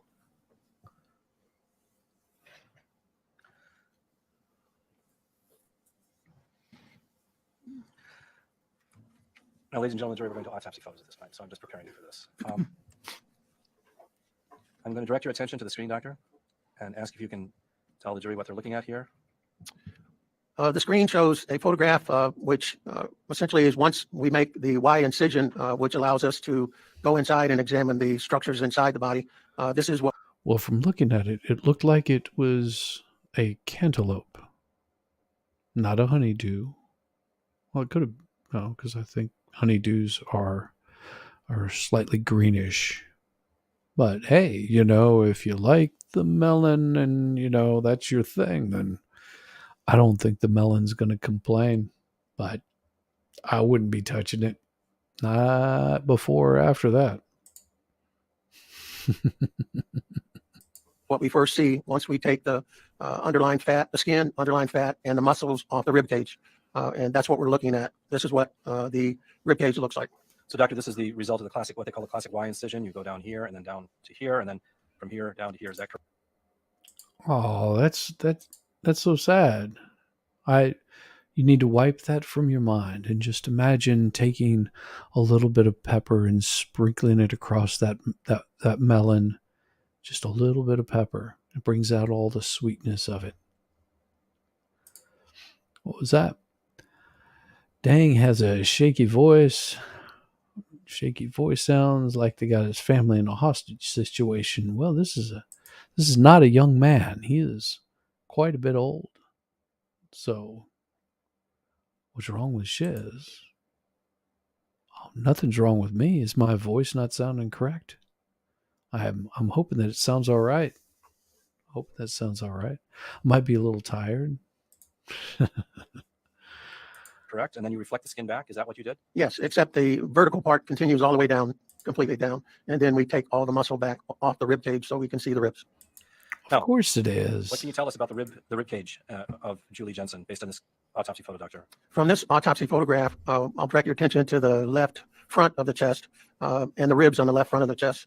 Below the skin fold would be the clavicle, and then right below that would be the first rib. This is the clavicle, and this is the First rib. First rib, and then this is The second rib, and we'll go downward, third rib, fourth, fifth, sixth ribs as you move the pointer on the photograph, seventh rib as you move the pointer.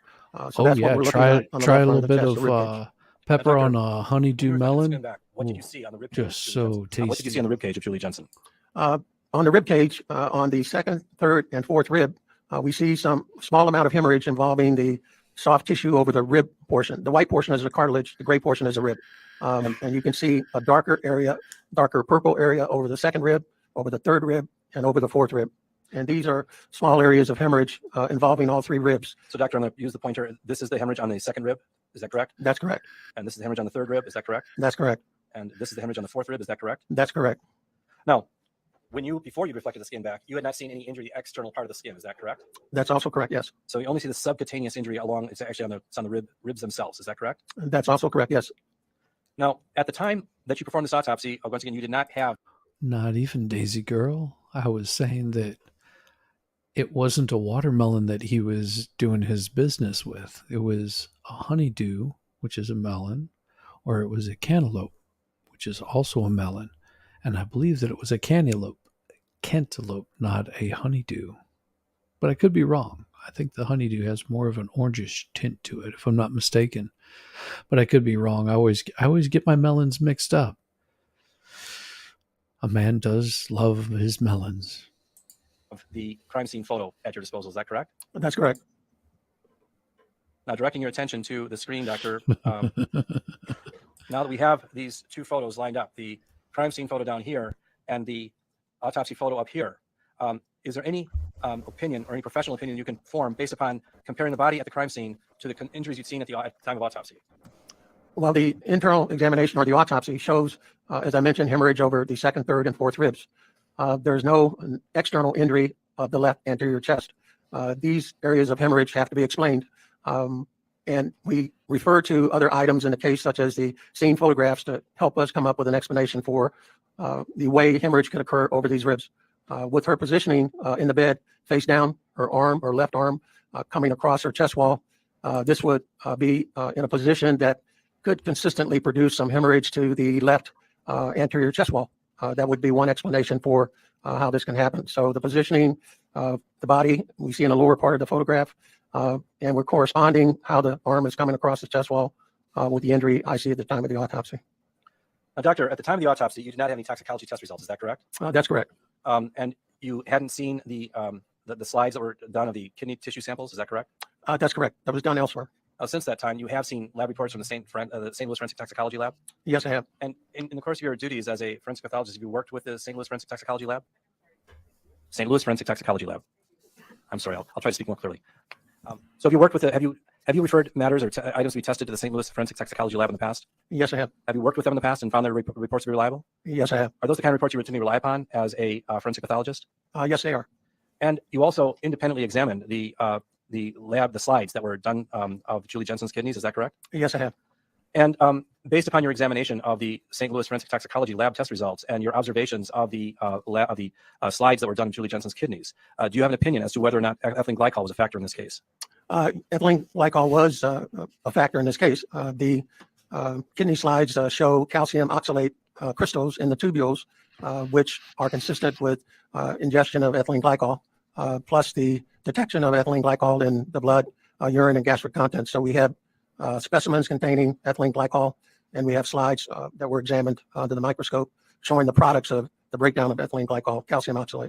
So, Dr. Shambles, at the time that you conducted the autopsy in this matter, who was the person that, for example, obtained the gastric contents?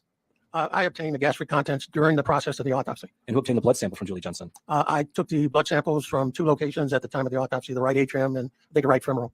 And who took the urine sample from Julie Jensen? I took the urine sample during the time of the autopsy. And who collected the tissue samples from the lungs and the kidneys of Julie Jensen? I collected the tissue samples also during the autopsy. And you did that all in the manner in which you've been trained to do that as a forensic pathologist. That's correct. All over the place, Now, Daisy. doctor, At the time you All concluded right. your autopsy, had you developed an opinion as to the cause and manner of death in this case? No, the cause, the case was a pending cause at that time.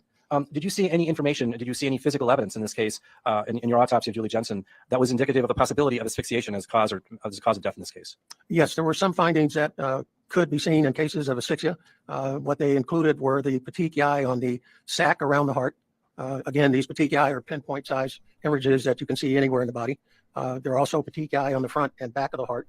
And there were the presence of petechiae on the outer surface of the left lung and the right leaflet of the diaphragm. So they're all petechiae in separate locations in the chest cavity. So, doctor, when you're looking at petechiae like that, is that diagnostic for asphyxiation, or is it simply a possible indication of asphyxiation? It's a possible indication of asphyxia. It has to be matched up with the particular scenario of the case itself and be explained. So, doctor, have you ever heard of something called positional asphyxia? Yes, I have. Can you tell the jury what positional asphyxia is? Positional asphyxia is essentially just what it means. Your body is in a position where it compromises your ability to breathe. The compromise of your breathing is what leads to asphyxia, or lack of being able to get enough oxygen in. So your body gets in a position, you're unable to breathe properly, you can't move your chest wall or your diaphragm, and you essentially don't get enough oxygen. So that's called positional asphyxia. So, doctor, when you look at this crime scene photo of Julie Jensen and you see that her face is in the pillow, could that possibly be a case of positional asphyxia? In some situations, it could be a case of positional asphyxia without other findings. I've seen cases, and I've called them positional asphyxia, but you have to, again, look at the entire case. But so when you look at the entire case here, is the entire, as you knew it at the time you conducted the autopsy, but without, let's say at the time you did the autopsy and you'd had this photo of the crime scene, do you think you would have been able to render an opinion at that time as to whether or not positional asphyxia was a factor in this case? I would say this is not positional asphyxia. Or that This she was is drugged with ridiculous. Zolpidem, Same poisoned with question, antifreeze, and then just ultimately asked a asphyxiated. different way. That's correct. We're getting past this guy. And these are opinions you hold to reasonably medical certainty Yes, they are. after performing a little over 7,000 autopsies. Yes. Basically, he's saying that, well, rewind it just a little bit. What is your opinion as to the manner of death in this case? The manner of death is a homicide. And what is your opinion to a reasonable degree of medical certainty as to the cause of death in this matter? In this case? The cause of death would depend upon the explanation for how these petechiae have come about. For sure, there is traumatic asphyxia due to the hemorrhage on the left front of the chest. So it's at a minimum traumatic asphyxia, but it's an asphyxial Oh, death. that's awesome.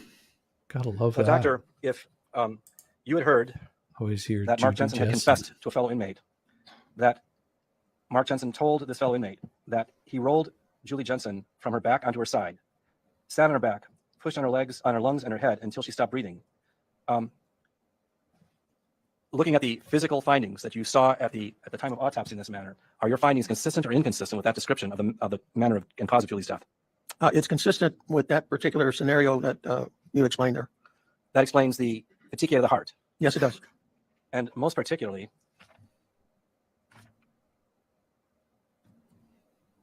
it explains the injuries to the rib cage, the second, third, and fourth rib. Is that true? Yes, it can explain that injury.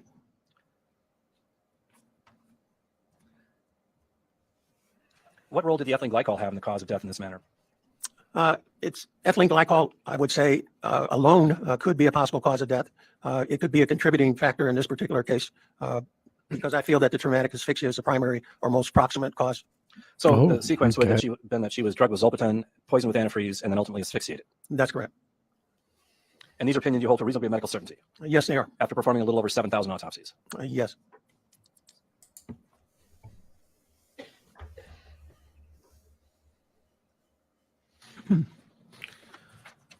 All right, come on, finish up these. No further questions. Thank you, doctor. All right, it's There you understanding, Attorney Perry's going to do the cross, correct? That's right. Go ahead, anytime you're ready, counsel. Thanks. Doctor, do you have any independent recollection of this autopsy? Not specifically, no. You said you've done over 6,000 autopsies, Yes, testified over 11,000 times. yes. When you were testifying about this autopsy, you were reading it, right? The report? Not here at the time. You mean, explain for a second. Just earlier, just right now. As you were describing what the autopsy findings were, you were reading it off the screen. Yes, I was. Was any of that from Oh, memory? really? It was from some of the findings. You got a little thing for the Darth man there. Is that what it is? That's okay. I won't put it up there. But I can't say all of it is something I could recall. Do you recall December 4th, 1998, doing this autopsy? Yes, I recall doing it just before I left Waukesha County. So I knew it was in December, but I wasn't sure it was December 4th. It's probably obvious. There's a real need for accuracy in your reports. Yes. Testifying over 11,000 times, you would need to rely on those reports. As closely as we can. Yes, You need to rely on photos, yes, and you have standards in terms of how you do reports, yes, how you take photos, yes, we do.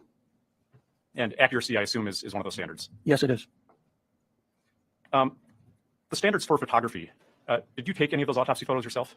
No, I did not. At that time, it was another county, and I let their particular people do the photographs because they stay with that county. Oh, was it your equipment? No, it was the sergeant who actually took the photographs. Was it your camera? No, Okay, this was a film camera. I can't recall that part. Okay. Do you recall when you started using digital cameras, if ever? Not at that particular time. What I recall is using digital in Fresno County. That's the only time I remember using. Okay, so this is probably a film camera. Yes, it's a film camera. You don't even think it was your camera. I'm sure it wasn't my camera. That's why I said the sergeant had used it. The external pictures, the external description of Julie Jensen. Did you have any autopsy photos of her externally? I don't have all of the autopsy photographs here, so I can't tell you. Okay. Did you review your file in this case? As I reviewed the autopsy report, I did not have autopsy photographs at the time. Okay. Do you recall ever seeing external autopsy photos? I don't recall seeing any whatsoever. Okay. Is it typically a standard that you would document with photos what your findings were as you did them? Yes, that's a standard that we try to keep. Yes, so I would say yes. When you were in Waukesha, Folks did you on take your own assault. pictures? Yes, we did. I did. Did you do that? Actually, Matt, I'm sorry to interrupt you. Actually, we had our investigators take photographs while I was doing the autopsies. So that individual would take it. That's One of our pretty investigators funny. would take it while I was doing the autopsy.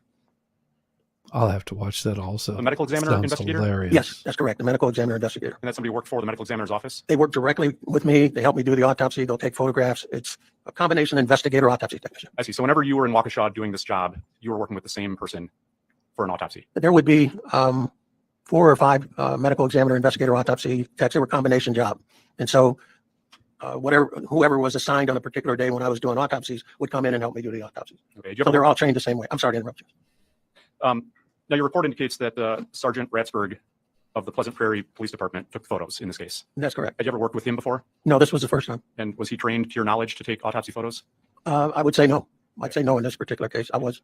And your typical experience with the medical examiner, photographer, investigator, I forget the exact term, would they take external photos at an autopsy? Yes, And that's, again, to document all findings. that's correct. Okay, so this description of what Julie Jensen's face looked like at the autopsy, you would expect to have a photo of her face at the autopsy. Yes, I would. Okay, you haven't seen that in this Okay. case. I have not seen photographs from the autopsy. So you have to rely on your report. I'm relying strictly on my report. Okay. Did you use, was everything at this autopsy Kenosha's equipment? Yes.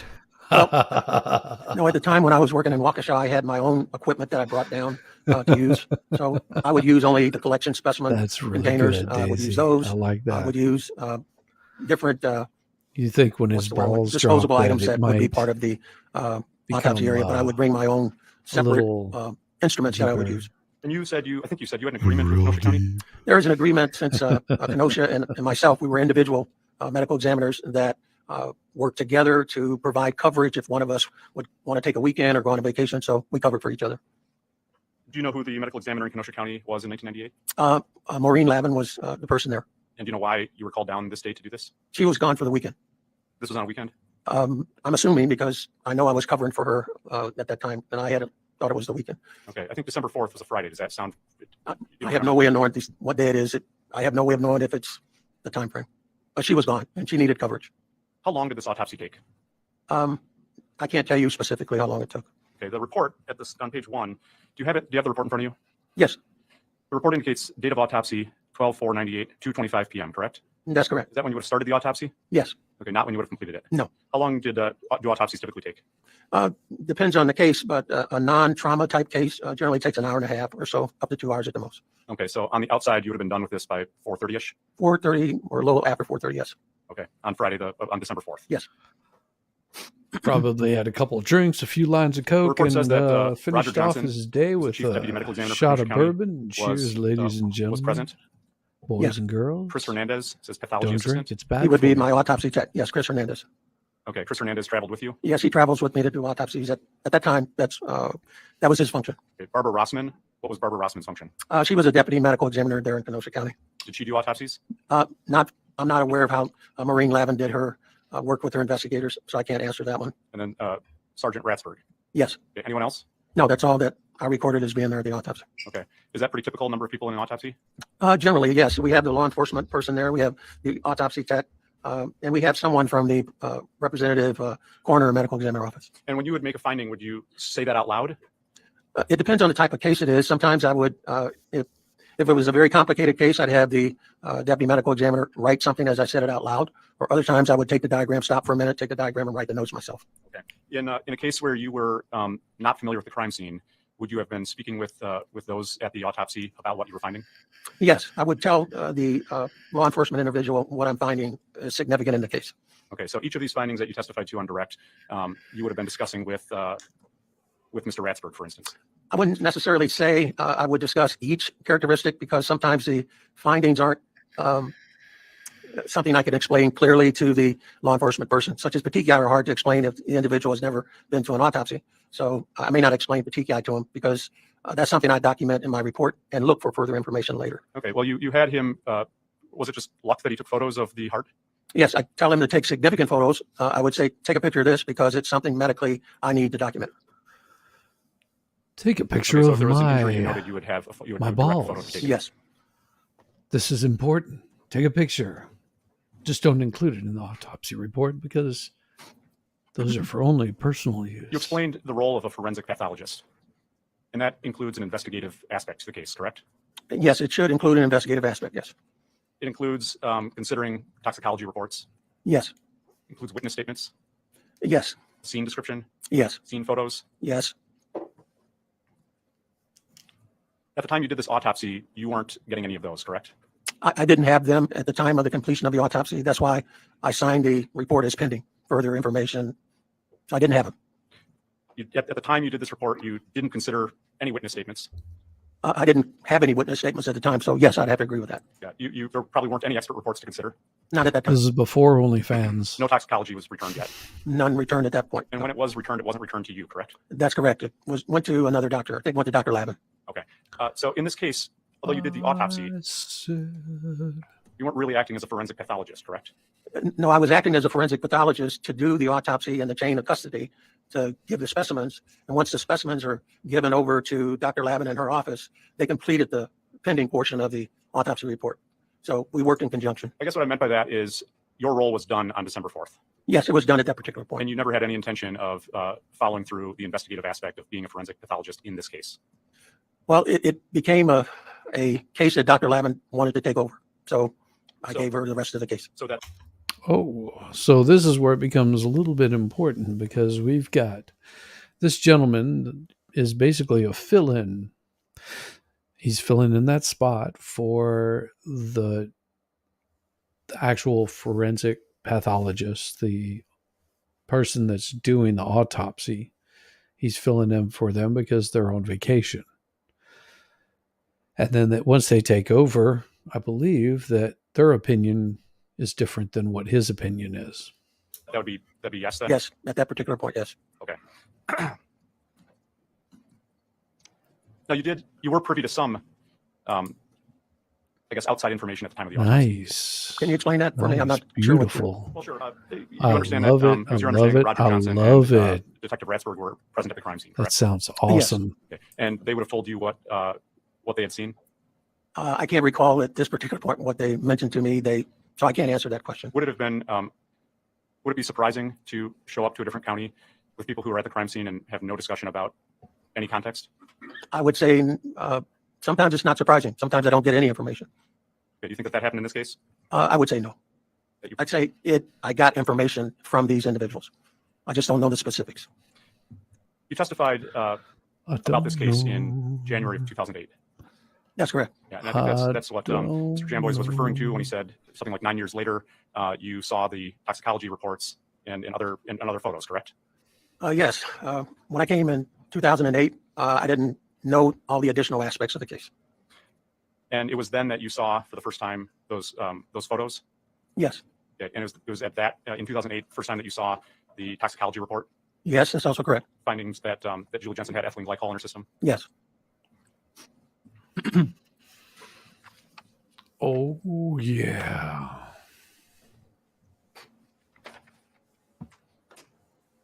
I want to be sure I understand. What's well, I guess I should say it this way: a post-mortem artifact. Is that a finding that occurs as a result of something that happens after death? Yes. Could be an injury. I'm sorry? It could be an injury. It would depend on what the particular finding is. It might appear to be an injury that you'd see when the person is alive, but actually occurs after they die. I don't know what you're reading, so I'm not, it depends on the context of what I'm looking at. I'm just, is that consistent with what a postmortem artifact is? Is that Sometimes it is. something that might appear to be an injury, but actually was something that occurred after the person had died? Yes, that would be an explanation. Yes. I said that a little clearer that time. Well, yeah, because there are certain things that we find that are actually around the time of death that we call perimortem injuries instead of postmortem artifact. Some bruising can be postmortem. Some bruising can. You testified about petechiae on direct. Yes, And I think you said that petechiae are pinpoint-sized hemorrhages that you can see anywhere in the body. that's correct. And petechiae represent the rupture of small blood vessels, correct? That's correct. All right. It can be caused by simple injuries. Explain that again. Go ahead. Petechiae I'm sorry, I didn't understand. Oh, sure. Petechiae can be caused by simple injuries such as straining. They can be. It's just something that would break a blood vessel under the skin. Yes, they can be. Yes. Medications can cause petechiae. It would depend on what we're talking about. Not florid petechiae like we're seeing in this case. A heart attack can cause petechiae. Yes, you can see petechiae in a heart attack. Due to pressure, the pressure passes up to a location, and it's sufficient enough to rupture smaller blood vessels, correct? Yes, That would cause petechiae. yes, that causes petechiae. Not getting enough oxygen, Yes. difficulty breathing. Explain difficulty breathing because that depends upon the mechanism of the pattern in which they are difficulty breathing. Well, somebody was having, I guess, for instance, if somebody had a lot of fluid in their lungs and they're having a tough time getting any oxygen, could that cause petechiae? Not generally, no. No. You talked about any type of asphyxia would cause petechiae. Yes, Just kind of respiratory distress, could that cause petechiae? it can. In some situations, you may be able to see some petechiae. It's not an uncommon finding at autopsies. It depends on the amount of petechiae that you see and the distribution of petechiae that you see. So when you say it's not uncommon, it depends upon the pattern that you see and the distribution that you see. Sure, I imagine, if you saw a body completely covered in petechiae, that wouldn't be common. It's not common, but then you look towards an explanation of how you would get florid petechiae all over. Now, your report indicates that externally there were very few findings, correct? That's correct. There was a small bruise on the front of Julie Jensen's right shin or her right lower leg. Yes, That could be consistent with bumping into any number of things. yes, The bruises that we saw on her right buttock area, yes, that could be consistent with bumping into any number of things. yes. Bumping into the table. Nice. That's one way, yes, You noted a very superficial yellow-brown type abrasion on the right side of the front of her neck. yes. That could be, that could potentially even be postmortem. It has the potential. It's hard to know what goes along with that. The color change is very difficult to link postmortem. If someone touched her neck handling the body after her death, that might have caused it. No, not with that color change.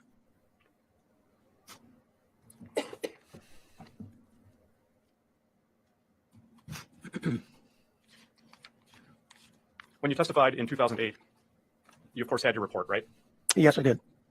That was 9 years after the autopsy. Yes, Today is, I have to do math, but that's 20 some years after the autopsy. 20 years that I So can that's quite a recall. bit closer. Yes, Um, 22. 24 years. Wow. 22 years later. I'm going to direct counsel your attention to page 31 of January 7th, 2008. Thank you, counsel. Page 31. Page 31. I'm wondering if this is the doctor that did the actual 4 autopsy. through 18. Dr. This Campbell, you lady were asked, right here. And so it could have been somebody moving her or that was tending to her at the scene, correct? And the answer was, I have no idea.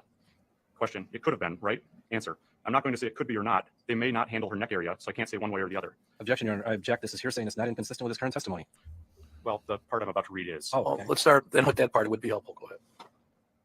I mean, doctor, you just said that.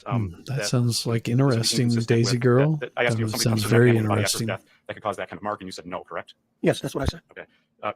Question, I guess what I'm getting at is it could be somebody handling her after death. I'm not asking you to say that was the situation, but if somebody touched her neck who was handling the body after her death, that could cause that kind of mark. True? Answer, that may be a scenario that could possibly produce it. What are we talking about, the abrasion or the coloration change? About the mark on her neck. The mark is a fingernail mark is what I'm describing. The coloration, no.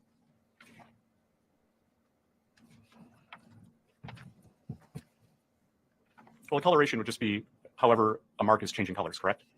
Yes, but that's over time. And what we're talking about generally on postmortem or injuries right around the time when someone's moved, they're quite often purple. Or The testimony I just read to you, is that incorrect? can you repeat back what you just said?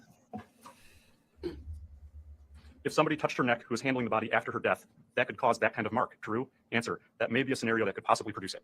Yes, specifically, as I said, the fingernail abrasion could be something that could take place. That could happen after death. Yes. Okay. Mm-hmm. Mm-hmm. Mm-hmm. No, I think the doc's just getting a little tired. That's all. The Like I autopsy said, on he page was a 3 notes sit-in. the injury that you testified to with the pictures of Julie Jensen's ribs. It notes that there's a small amount of hemorrhage involving the soft tissues and muscles attached to the left, second, third, and fourth ribs anteriorly, correct? Yes. You were asked on direct if it was consistent with that picture, correct? The picture of her laying across her arm. I'm sorry, the scenario, or I'm just a little bit confused about your question. Can you explain your question a little bit? Sure. You were asked about that injury in combination with the photo of how Julie Jensen was laying in bed, correct? That's correct. Okay. And you said that could be one explanation. Yes, Okay. And you don't know, you of course weren't at the scene. that's correct. Okay. And you don't know if that's actually how Julie Jensen was found. I don't know. Okay. And you don't know if when she was found she was moved. I don't know that either. Okay. And you don't know if that's how she just normally slept. No, I don't know that either. Okay. That's an injury that could be post-mortem artifact. No, Which injury is counsel talking about? About the hemorrhage to the ribs. no. You can rule out that it's not post-mortem artifact. Yes. And how can you do that? I've done enough autopsies to know postmortem artifact from an actual injury, and that's an actual injury.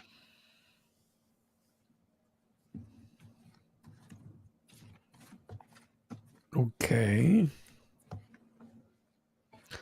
And Same how hearing did that I the just asked you injury about, occur? January 7th, 2008. And counsel, I'm going to direct your attention to page 37. Okay, I'm gonna have to give me my open that back up then. Lines 9 through 22.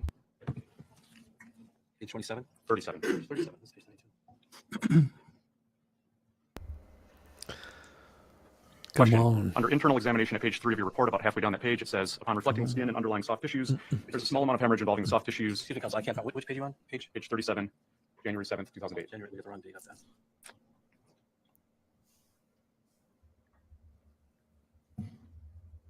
January 7th? Okay, page 37. Counsel, is it page 37? Yes. I'm sorry for the delay. I'm using two different screens here. Just use one. Court sucks. Oh, I'm Page 37, what line? sorry to hear. I started that you reading at feel line that 9. way. Page 37, line 9? Let's see. Ask weird questions. Court is no fun. Okay. Thank you, counsel, for Mind giving me time to get to that point. I tricks. appreciate it. Quite all right. I'll These start are again. not the droids you're Under looking internal examination for. at page 3 of your report, about halfway down that page, it says, upon reflecting the skin and underlying soft tissues, there's a small amount of hemorrhage involving the soft tissues and muscles attached to the left second, third, and fourth ribs anteriorly. Answer, that's hemorrhage, not petechiae. That's hemorrhage. Right. Oh, Okay, I'm now sorry. I'm- I'm sorry. I'll listen. I'm sorry. Yep, and that was your answer in 2008 too. correcting Yes, it, that that's was correct. hemorrhage. Yes. Okay, now same page, counsel, line 21. Actually, line 18. I'll just change that for the fourth time. Line 16. Okay, my mistake. And those would be consistent with postmortem artifacts. Answer, I can't say that's postmortem artifact. Question, can you rule that out? Answer, I can't say because I didn't examine the muscle microscopically. You need to do that. Question, right. So you can't rule out that this is just postmortem artifact, right? Because you didn't do all the work. Answer, I agree with that, yes. I was agreeing with the fact of doing microscopic on it. That's essentially what I was saying. Yes. Okay, thank you. Yes. Uh-huh. You don't know when that hemorrhage happened. The time frame I don't. That's something, well, when you were showing the photo of Miss Jensen in her bed, you said that could be one explanation, correct? That's what I said. Yes. Another explanation could have been from bumping into a doorway. Depends on how it takes place, but I can say yes, depends on the circumstances.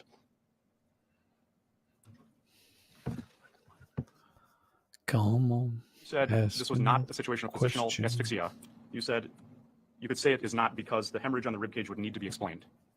In most cases of positional asphyxia, that you even see hemorrhage, those that I've had in adults have been motor vehicle accidents, and that can be explained inside of a vehicle. What you look at is the scenario here, and the scenario on a mattress doesn't explain how you would get this hemorrhage on the front. Sure. And from this injury, you can't say when the injury even occurred. No, because I didn't look at it microscopically. And as you testified in 2008, you can't even rule out postmortem artifact. I would say it's not postmortem artifact, but I can't tell you the age of this injury. There's a difference. Did you ever examine after 2008 the muscle microscopically? No, I did not. Okay. And was the Dr. Chambliss then incorrect? What I said is I can't give a specific timing, actually, unless I did it microscopically. I believe that's how I answered that. No, the answer to that was whether you can't rule out that this is just postmortem artifact because you would need to examine the muscle microscopically, and you didn't do that work. Well, it's a different answer for me now. I think that it's Oh. an injury. It's a different TBI answer now. around the cardio area. Yes. You testified to on direct, and it's Yes. listed in the report.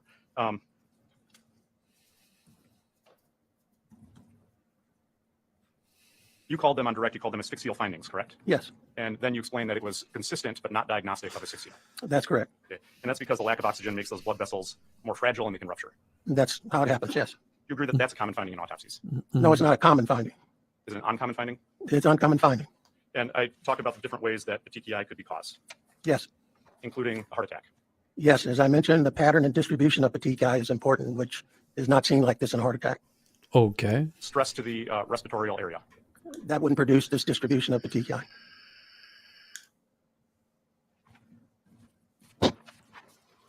On direct, you testified about all the things that I'm you, no doctor, but I gathered do and, like to sent off play for testing. doctor. I gathered them for Dr. Lavin. She sent them off for testing. Okay. And that's listed on page 5 of your autopsy report That would not be, let's see, I'm sorry, just one second. Just look. at the bottom. Yes, the materials that I saved for toxicology were turned over to Dr. Lavin. Yes, I agree. Yep. And what you noted in your report is that you saved blood from the heart. Can I say one thing at this point? Can I ever? What's missing from that is May gastric I contents. interrupt you? Gastric contents is not mentioned in this report, is it? It's not mentioned in the materials saved for toxicology. On direct, you testified that you obtained the gastric contents and you preserved them, correct? I don't know if I said that on direct. I can't. I know it's taken and examined, but I don't know if that's what I said on direct. Oh. Mr. Jamboys asked you if you had collected the gastric contents and that it was to your very high, to your standards of your medical standards. Yes. Okay. Yes. You don't Anytime, remember my doing that, do you? love. Not independently. Anytime. No. Yeah, and it's not in your report. It's not recorded in my report. No. And these reports, as you explained, are essential to be complete and accurate. Yes, but there are times where we don't have everything written in our reports. Okay. You don't have any, and it's important for chain of custody purposes, right? That's correct. Yeah, to note how things were collected, Yes. where they were sent. Not necessarily where they're sent. If I do the entire case, yes. In this case, I'd say no. The only reason you think gastric contents were collected in this case is because you've later seen a report about the gastric contents. That's a fair statement. Yes. If you testified on direct that you did that, you collected it, and it was to your medical standards, that's a guess, correct? No, it's not a guess. It's something that's shown up as a report once I've given the items over to Dr. Lavin. So it's documented by Dr. Lavin. So it's not essential that you put all these things in a report. I didn't say it wasn't essential. I said sometimes I make a mistake in a report. Okay, and that's a mistake in the report. There was a mistake in my report. Your report also doesn't indicate collecting any vitreous humor fluid, does it? No. Yeah, are you aware that vitreous humor fluid was indeed collected and tested? Vitreous humor may be collected either at the time I do the autopsy or at another time. I So, do the autopsy. at the time it's collected, depends on whether I did it or someone else did it. autopsy. When would the other time have been that, the autopsy? I samples were taken do from Julie the Jensen's body? autopsy. I can't tell you in their situations. They're here in Kenosha County, so I can't tell you. But you can take vitreous before or after an autopsy.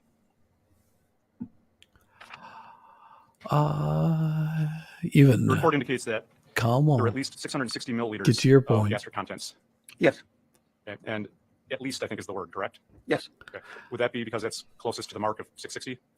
The containers that we use to collect gastric contents aren't specific to smaller gradations. So you try to, you give what is the mark that you see on the container above that. Guesstimate. I'm going to ask you to do some basic conversions. A liter is 33.8 fluid ounces, correct? Yes. 1 liter has 1,000 milliliters. Yes. So 1,000 milliliters is 33 fluid ounces, correct? Yes. A liter is 33.8 Yes. fluid ounces, 1,000 milliliters to a liter. Yes. Okay. 660 milliliters is 21.78 ounces. If you say so, I'll just go along with The your table calculation. stipulate that 660 milliliters is approximately 22 ounces. Thank you, Mr. Jimbo. There were about 22 ounces of stuff in her stomach. Yes. You agree that that's a substantial amount? That's the amount is substantial in her stomach. Yes. And the report indicates that you could identify food fragments in her stomach. Yes. I think it specifically notes potato and pepper. And that's correct. You're unable to tell from this when the last time Julie Jensen would have eaten prior to death. That's correct. I can't tell. Unable to tell how long those 22 ounces might have been sitting in her stomach. That's also correct. A stomach not emptying properly for any number of reasons can be called gastroparesis, correct? That is what the word means. Yes, it could be that particular situation. That's interesting. Properly functioning kidneys, one of the purposes is that they eliminate nitrogen wastes from somebody's system, correct? That's one of the functions. Yes. And if that doesn't happen, then something called uremia can develop. Yes. You've seen that. Yes. And that's the buildup of nitrogen wastes in the body. Yes. That's something that can cause gastroparesis. I don't know if that causes gastroparesis. I'll just put it that way. I'm not a clinician to know that. Okay. Are you familiar with that? Do you know that renal dysfunction would affect somebody's electrolyte levels, Yes. the acid-base levels in her system? Yes. An electrolyte, acid, base, something affecting her electrolyte status can also affect GI motility, correct? And that's correct. Okay. And that's GI motility is another way of saying, well, it could cause gastroparesis. Yes. What he's trying to say is you It might depends have been also constipated. on what is in those gastric contents. Yes, it's also important. Because what's in the gastric contents can slow down metabolism or the breakdown of tissues, correct? That's correct. And you don't have or have you seen, I'll just ask it this way, have you seen a report identifying everything that was in those gastric contents? Explain what you mean, everything that's in the gastric contents. Well, you visually identified potato and pepper. Yes, I didn't see anything that I would venture to clearly point out in the gastric contents. So I guess you're correct. I didn't see a report of that. And you have seen a report that said that there was some amount of ethylene glycol. Yes. And I'm asking if you're able to, from the reports you've seen, account for all 22 ounces of what's in her stomach. No. And you would need to know that in order to opine whether or not her metabolism was slowed down by the contents of her stomach. Yes. Because if there's a toxin, it would depend on the toxin. It depends on the toxin and also depends on how the toxin binds to the material in the stomach. There are multiple particular ways that the toxin binds. Some things get absorbed through the intestinal lining, correct? Well, in the stomach, it can be in the liquid, it can be in the mucus, it can bind to the hydrochloride, it can bind to protein. So you can have 4 different ways that it could be, at least. Could you say that again? I didn't really understand. It can bind? The drug, when it goes into your stomach, it's taken up in different ways as it's in your stomach. And that's why you can't inject gastric contents right into a gas chromatography. You got to extract the drug. So the way something might get absorbed in a body from the gastric contents would depend on really what those gastric contents were. It depends on the gastric contents and the type of drug that it is, if it's the type that can be absorbed readily or is not absorbed readily. And of course, it would depend on what's happening with GI motility in general. That's true. And something would, of course, have to come in contact with the stomach lining to be absorbed that way. Yes, yes.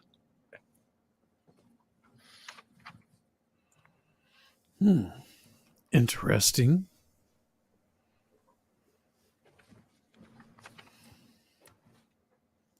You're familiar with the phases of ethylene glycol poisoning? No, I'm not. Not at all? Not at all. Were you at one time? No, I'm not. I wasn't at one time either. Wouldn't be able to testify at all about. No, I would not. Okay, so Not about ethylene glycol. I'm not an expert or even very comfortable going through the different pharmacokinetics of ethylene glycol. So if you testified in 2008 about the phases of ethylene glycol, do you wish you hadn't? I wish I had. Oh, so it was not good for him.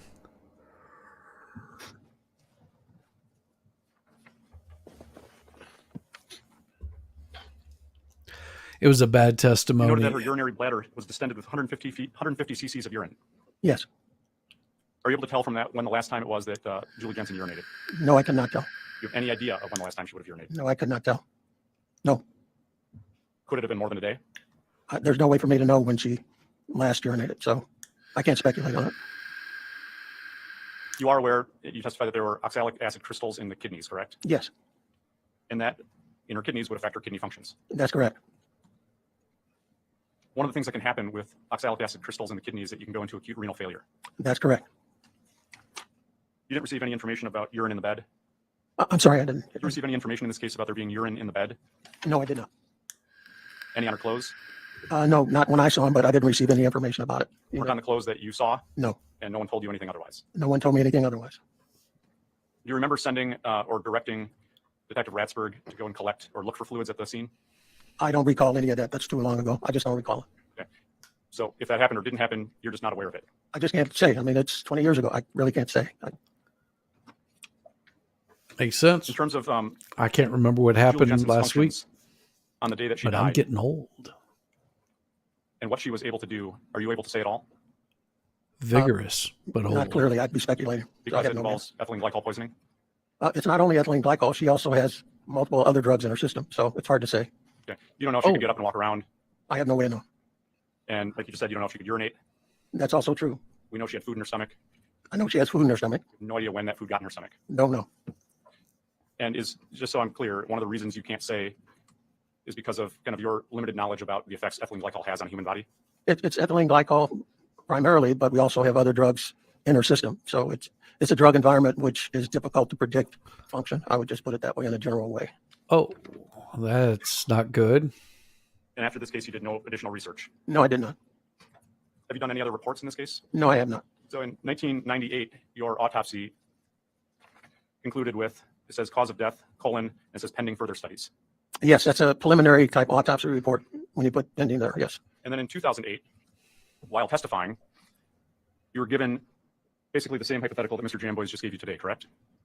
I can't remember specifically what you're describing there. Can you explain for me? Sure. You Uh-huh. were given a hypothetical about if Mr. Jensen had confessed, and then the description of asphyxiation. Do you remember that? Yes, I recall that part about asphyxiation. Yes. And based on that, you opined as to cause and manner of death, correct? Yes, I did. Credibility of witnesses matters to a forensic pathologist, doesn't it? Yes. You don't know anything about the source of that information, do you? Explain what you mean. I don't know what your question is referring You to. don't know anything about the credibility of whatever witness would have claimed that Mark Jensen made that confession. No, I don't. And if you learned that that person was completely incredible, you wouldn't be able to rely on that statement, would you? I rely upon the, I guess, the investigators in the case and what they feel, how strongly they feel about the case, Oh, because I don't do that investigation. that's not good. I'd have to rely upon what they are and what their relationship has been with me as the investigator, forensic pathologist. That's the best way I can describe it. That's not a good one. So do you rely on the credibility of witnesses? That's going to bite Again, him. that goes back to the investigator. I don't personally do the investigation. So it's not me determining whether they're credible or not. I see. I have So- to rely upon them. So whatever the investigator tells you the scenario is, that's credible? No, what I'm saying is I have to, when I'm discussing the case with them, feel that my autopsy findings are consistent with what the story is that they're telling me. Oh, that's not. I want to be clear, I understand your testimony. If you assume that the person providing the information about Mark Jensen is a liar, does that affect your determination of cause of death? No, as I answered before, it goes to the investigator who presents the information to me and what that material he presents in association with my autopsy findings. I can't go back and determine credibility of their witnesses. That's up to the law enforcement person.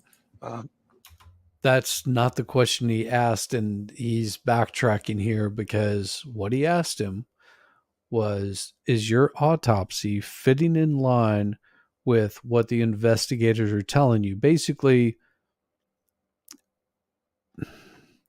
if I tell somebody that this guy was abusive and he beat her and I want you to look for bruises on her ribs, and that's how she died, so he can come back and say, well, that's consistent with what I found. I found that, she's got some bruising on her ribs and that'll be the cause of death.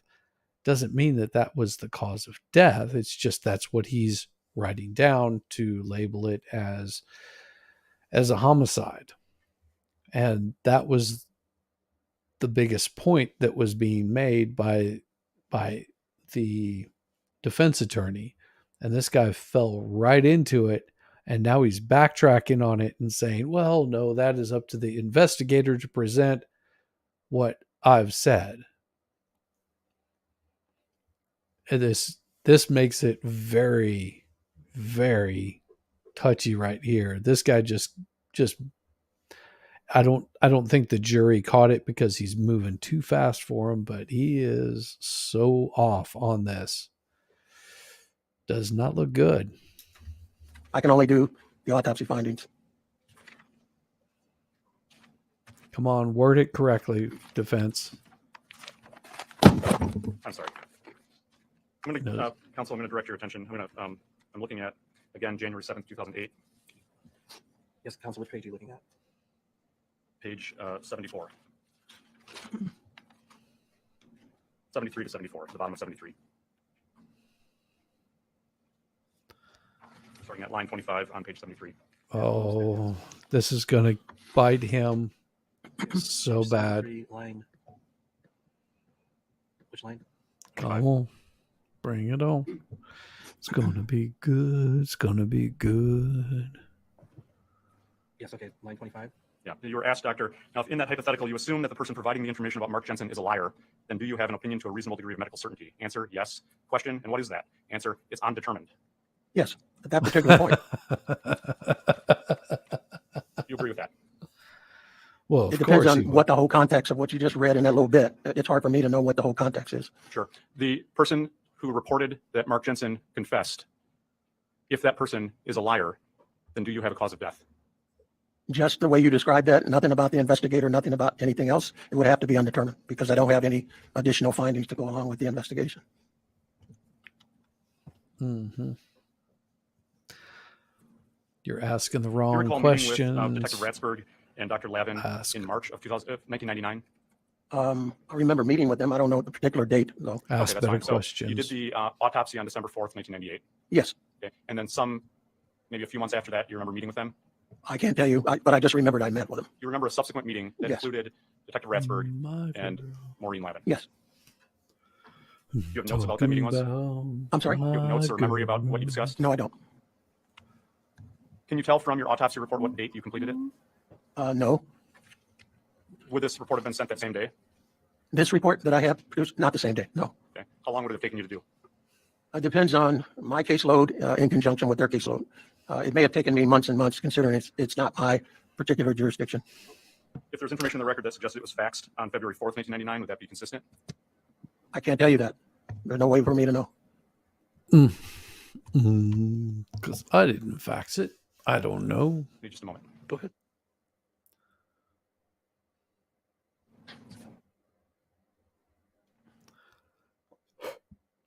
Come on, get it out there.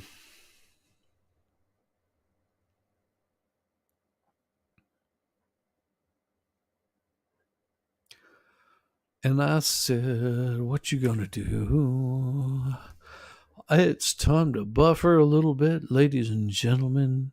If you haven't hit that like and subscribe, gently massage it, rub it into existence. Make it glow. Make it look beautiful. I'll do one more question, Doctor. When you were looking at the scene photo of Julie Jensen lying on her bed, and maybe I've already asked this and just forgot it, you testified that she was on a soft mattress. Yes. Where did you On get a soft material, which is a mattress. just on a mattress? On a mattress. Okay. So where's he going with this? Seeing the time of the date is, I got about a 3-minute redirect, Your Honor. Maybe 5 minute. 5-minute redirect. I'll be done by 5 p.m. How's that? and then what about recross? I don't know And if then it's very we long. will be done for the It's going to be a very, evening. very brief redirect. I'll give you 5 We'll questions. Probably watch, That's generous. of you, Your read Honor. something else that's a one. little more lighthearted. So why is it coming up on the screen? I got this plugged in here. If we can find something. Are the TVs on? Are the TVs turned on? Yes. There we go. Okay, good enough. Can you see in the upper right-hand corner here? I'm going to blow this up here a little bit. It says 223.99 and 24.99. So certainly this report was available as of February 4th, 1999 or February 23rd, 1999, one of those 2 dates. Doesn't that reflect that to you, sir? Yes. Okay. Now,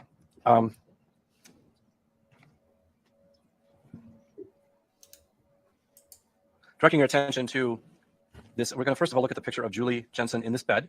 Now, it's true you weren't at the crime scene, correct? That's correct. And I know that by virtue of being a forensic pathologist, you're not necessarily an expert on mattresses, but looking at the way Julie Jensen's arm is positioned and the way that the mattress is going in there, that would look like a relatively soft top mattress, wouldn't you say? Again, it's a mattress. I can't tell you soft, hard, whatever. But you can see from here down to here, it's going down with the arm, correct? So there's an impression in the mattress caused by Julie's body at that point. I wasn't there. It's hard to, I can't answer that one.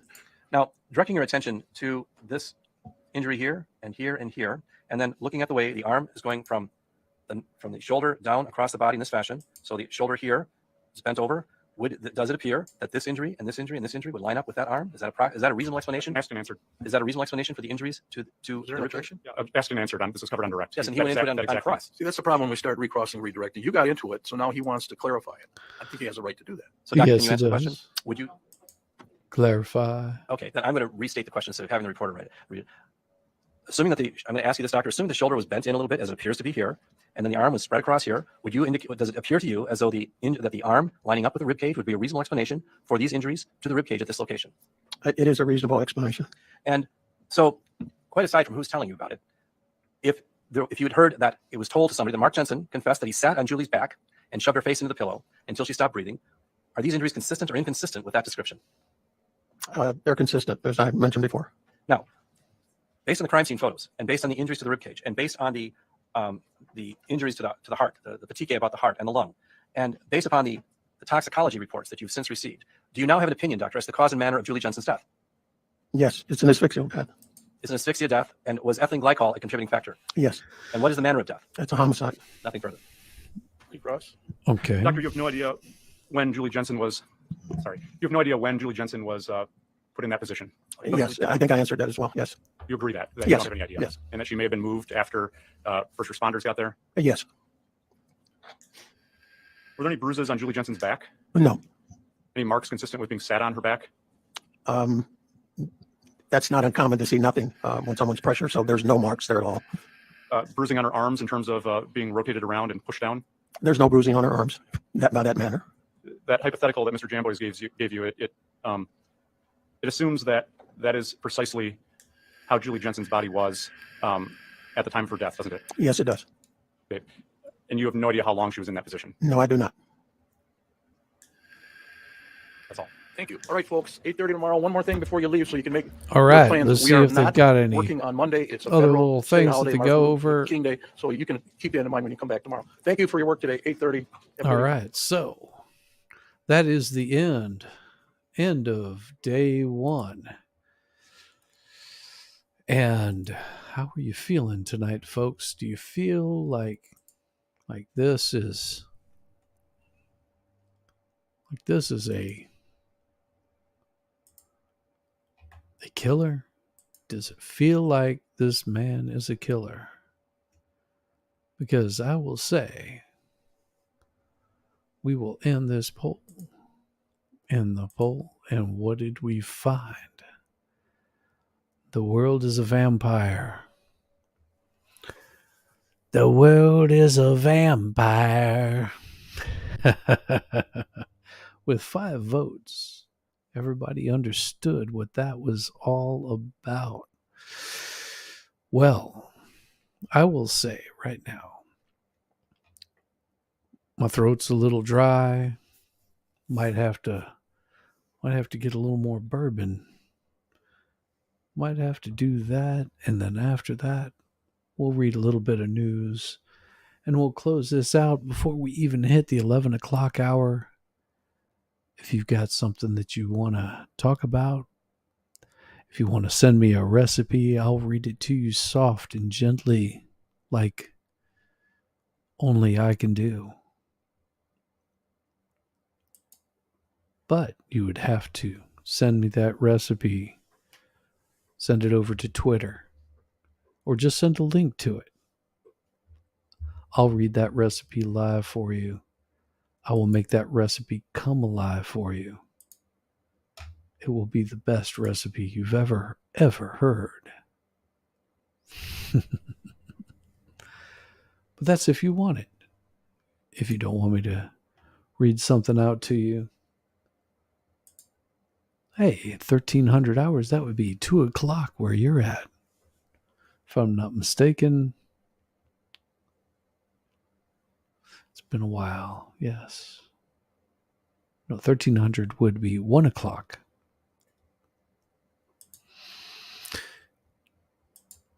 Andrea, thank you very much for coming in, but I will tell you, my Twitter account is @ShizzyWiznut, or you can just leave it in the comments, and I will be more than happy to, yes, 1 p.m. It's been a while. And let's see if I can remember. It's Alpha, Bravo, Charlie, Delta, Echo, Foxtrot.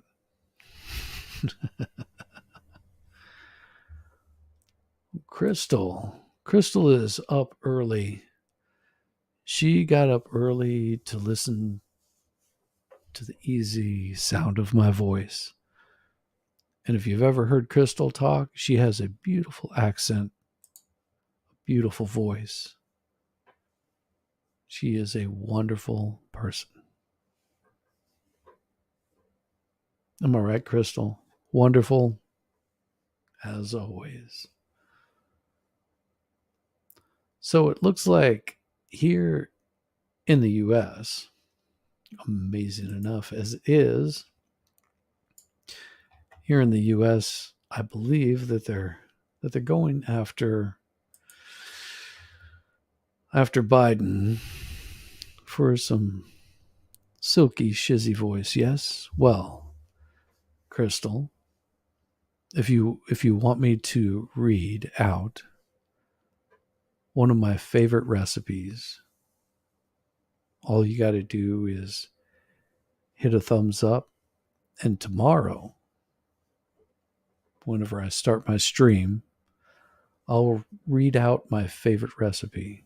I will make it as easy and smooth as possible. Oh, I can be very seductive, Andrea. Very seductive.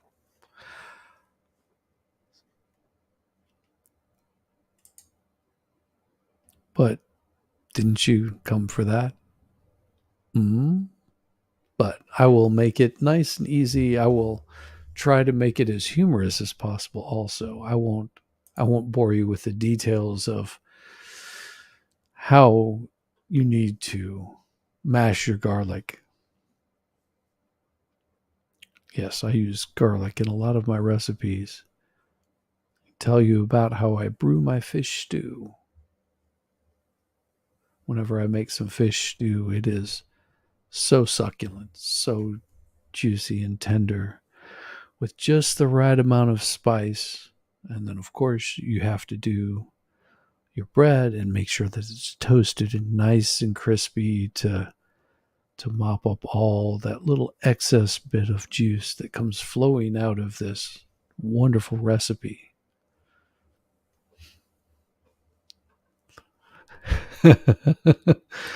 No, she won't. My wife is absolutely fine with me talking about food. She doesn't slap me.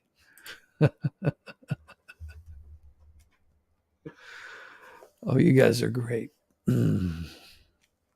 Although she probably will be mad at me because my voice is starting to go, so I won't be able to talk to her as well. But whenever I whisper gently into her ears, I can't tell you the things that I say to her. Won't do that here. No. That would be bad.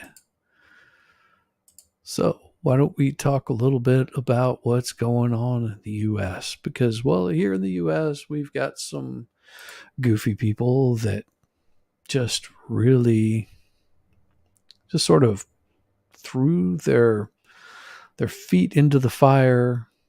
And, of course, this is what happens to silly people.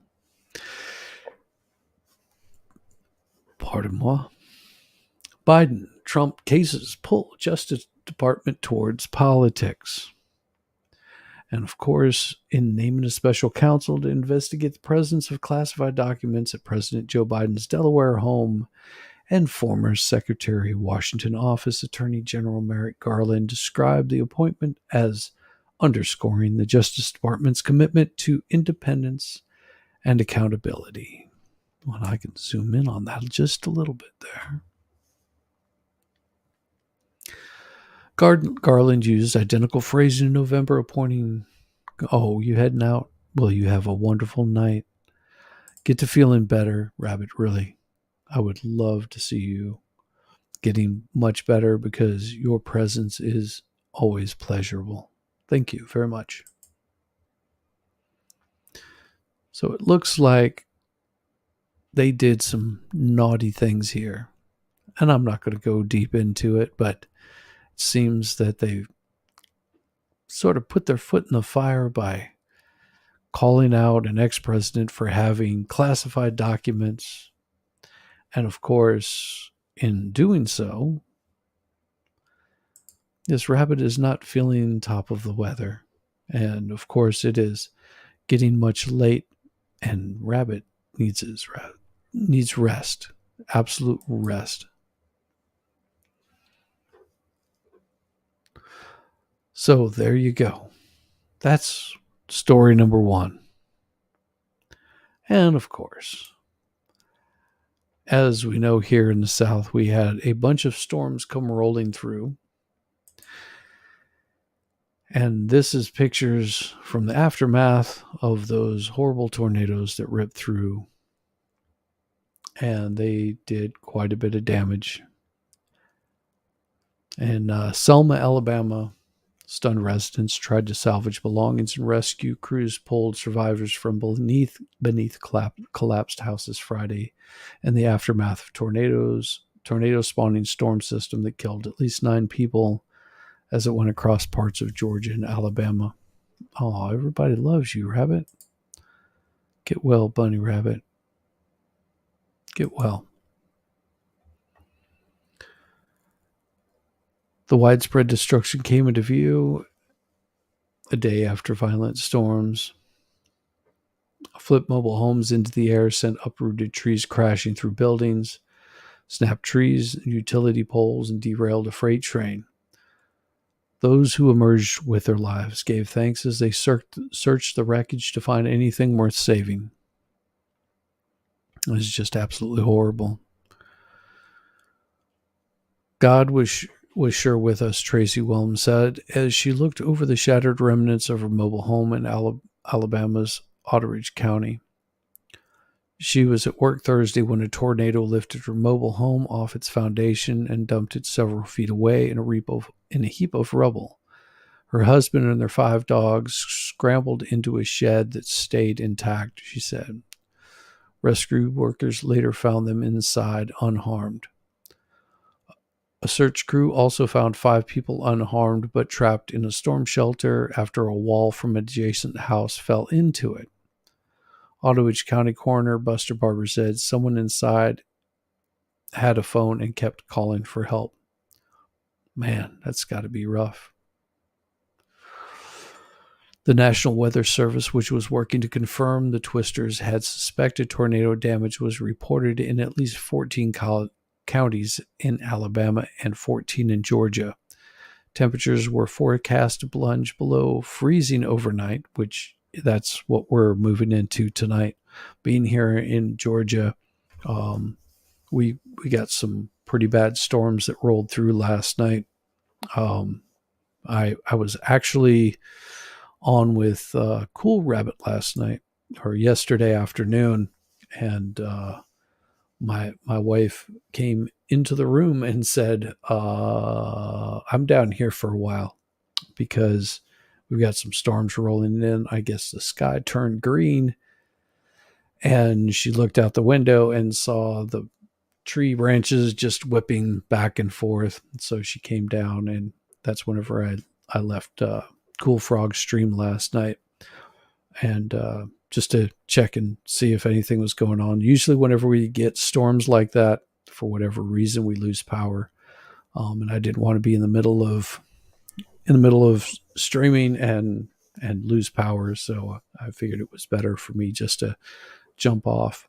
And of course, all we got was a lot of rain, a lot of wind, and it looked really nasty. We got a little bit of hail, but it wasn't anything drastic. So I believe that doggone it, the name is slipping me. There's another person here in Georgia that was involved in some of those storms, and apparently the tornado was pretty close by, and they were in Cool Frog's channel a little bit later on, and we're talking about it, and saying that it was pretty close by to them. I was able to get back on Cool Frog last night, and I really appreciate him having me on, taking the time and really bringing folks out. It's so appreciated. So I know that all you guys are probably subscribed to Cool Frog, definitely got to do it. There's lots of really good creators out there. You've got like Dance Biker Dance that does some zany videos. And then you've got people like Mighty Meat, Valhalla awaits. You've got Aussie Overlord, which I'm so sure that you guys all know who that is. You've got, I'm trying to think. I mean, I can't name them all because there's so many helpful creators out there that, reach out to me and help me out. And I'm always thankful for every single one of them. And I'm just appreciative that, this place has given me a spot to, talk trash and just sort of enjoy. So humbled, appreciate it, because you guys are great. So thankful to have. I don't feel like I'm just talking into the breeze. Anyhow, as I was saying, with these storms, they did cause quite a bit of damage. So it looks like there was some. Yes, they do, Crystal. They are so great. So great. So they just basically give a story of all of these damage. And of course, they talk about La Nina, which is the girl. El Nino is the boy, which is just a little bit different depending on which direction those winds are blowing and where it's coming from. It gets pretty nasty out there. And of course, if you hadn't heard, so unfortunately, looks like Lisa Marie Presley has died. She's going to be buried at Graceland, the famed home of Elvis Presley, the king. On Friday, became a gathering place for friends, distraught over her death a day earlier. She was a singer-songwriter. Her final resting place will be next to her son, Benjamin Coe, who died in 2020. Said a representative, daughter and actor Riley Keough. Elvis and other members of the Presley family are also buried at Graceland. Fans, they paid their respect at Graceland's gates on Friday, writing messages on the stone wall, leaving flowers and sharing memories of Elvis Presley's only child, who was one of the last remaining touchstones to the icon, whose influence and significance will resonate more than 45 years after his sudden death. Lisa Marie Presley died at 54. Wow, she was just a little bit older than me. Isn't that odd? She was just a year older. Wow. Hopefully I last a little bit longer than she did. Yeah, that would be nice because this year I will be 54. Yes, it creeps up on you really quick, doesn't it?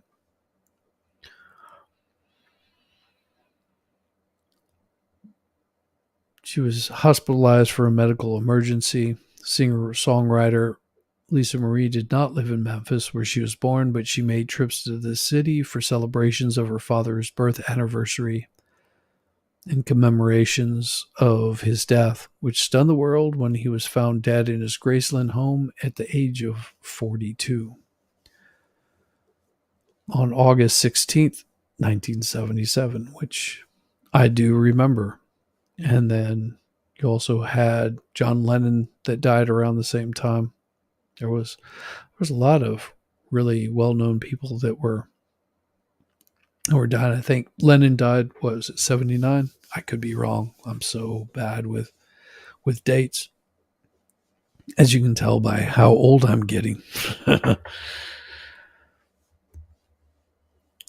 So they just talk a little bit about her being a little memoriam for her. But she was one of the last connections to her famous father. Everyone is shocked over this. Why did this have to happen? Saint Sanato said, wiping tears from her eyes as she stood in front of the stone wall that borders the home turned museum. She deserved a long, happy life. 1981. You are a youngster. You're even younger than my wife. My wife was born in 77.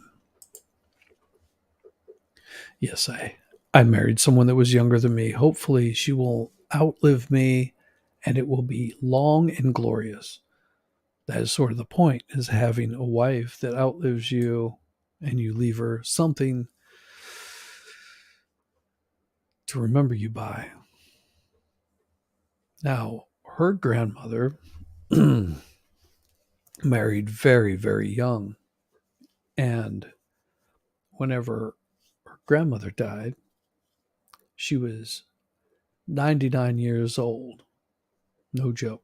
99 years. Her husband died prior to that. I want to say about 50 years prior to that. 81, that's right. I couldn't remember the exact date. Thank you for looking that up.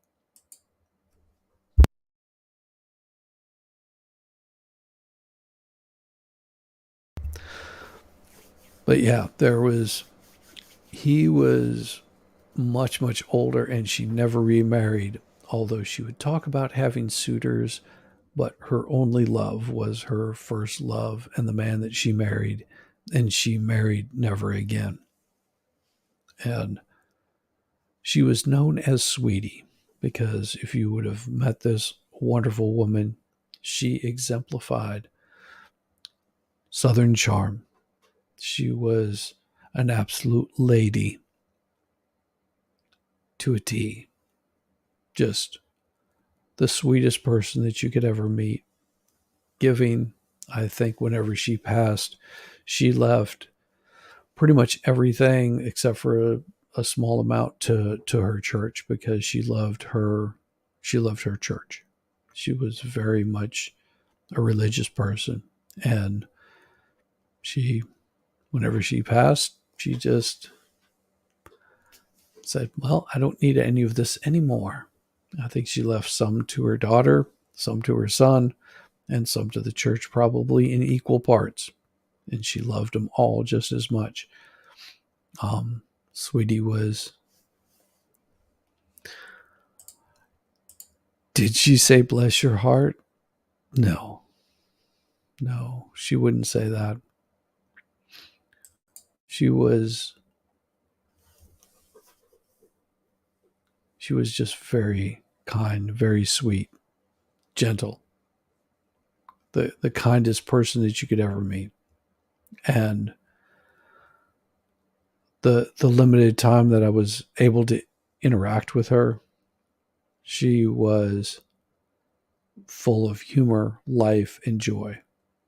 Um, it was just I can't even begin to describe how nice this lady was.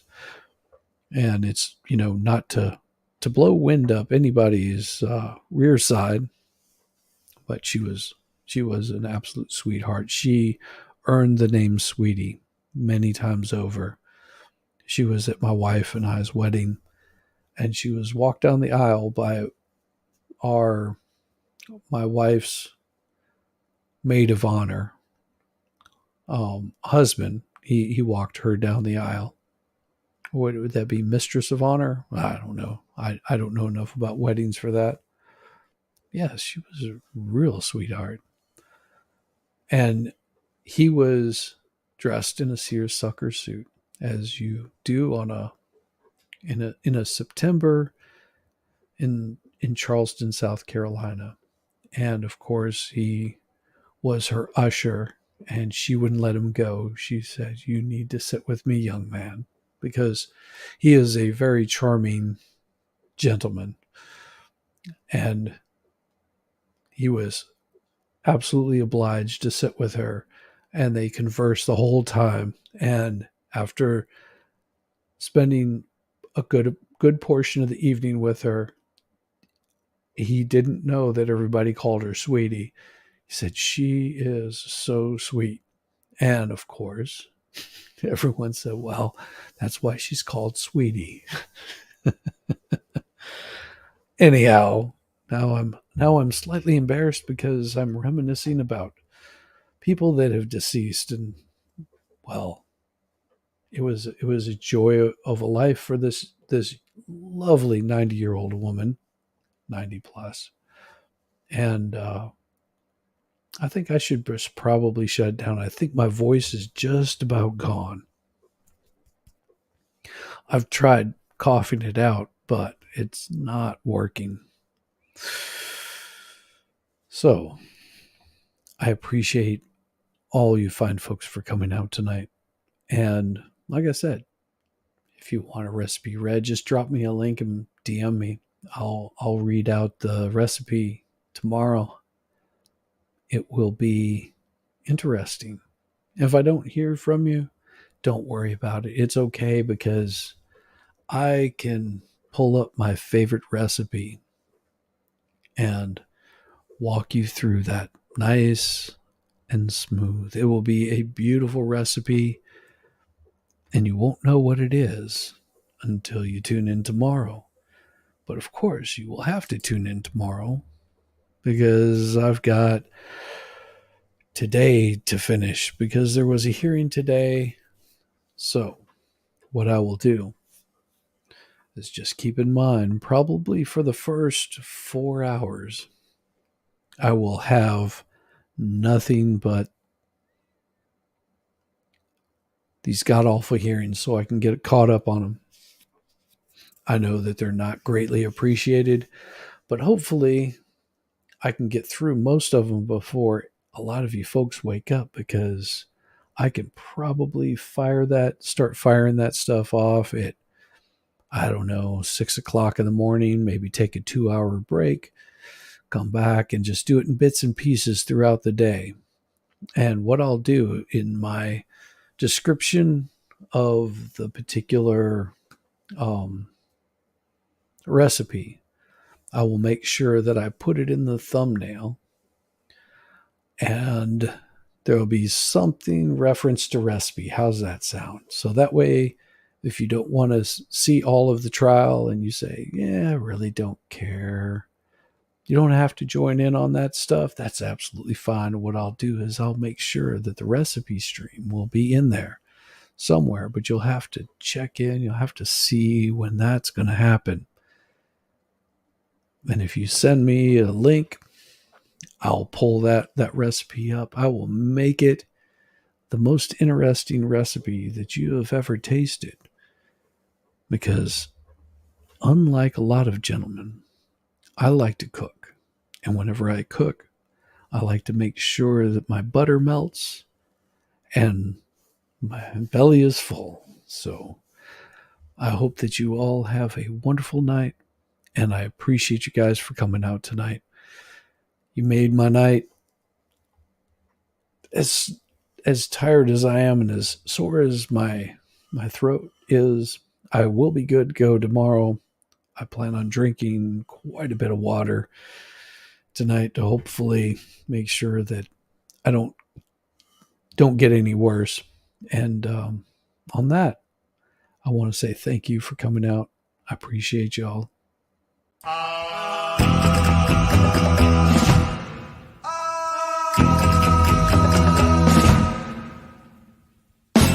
Exótica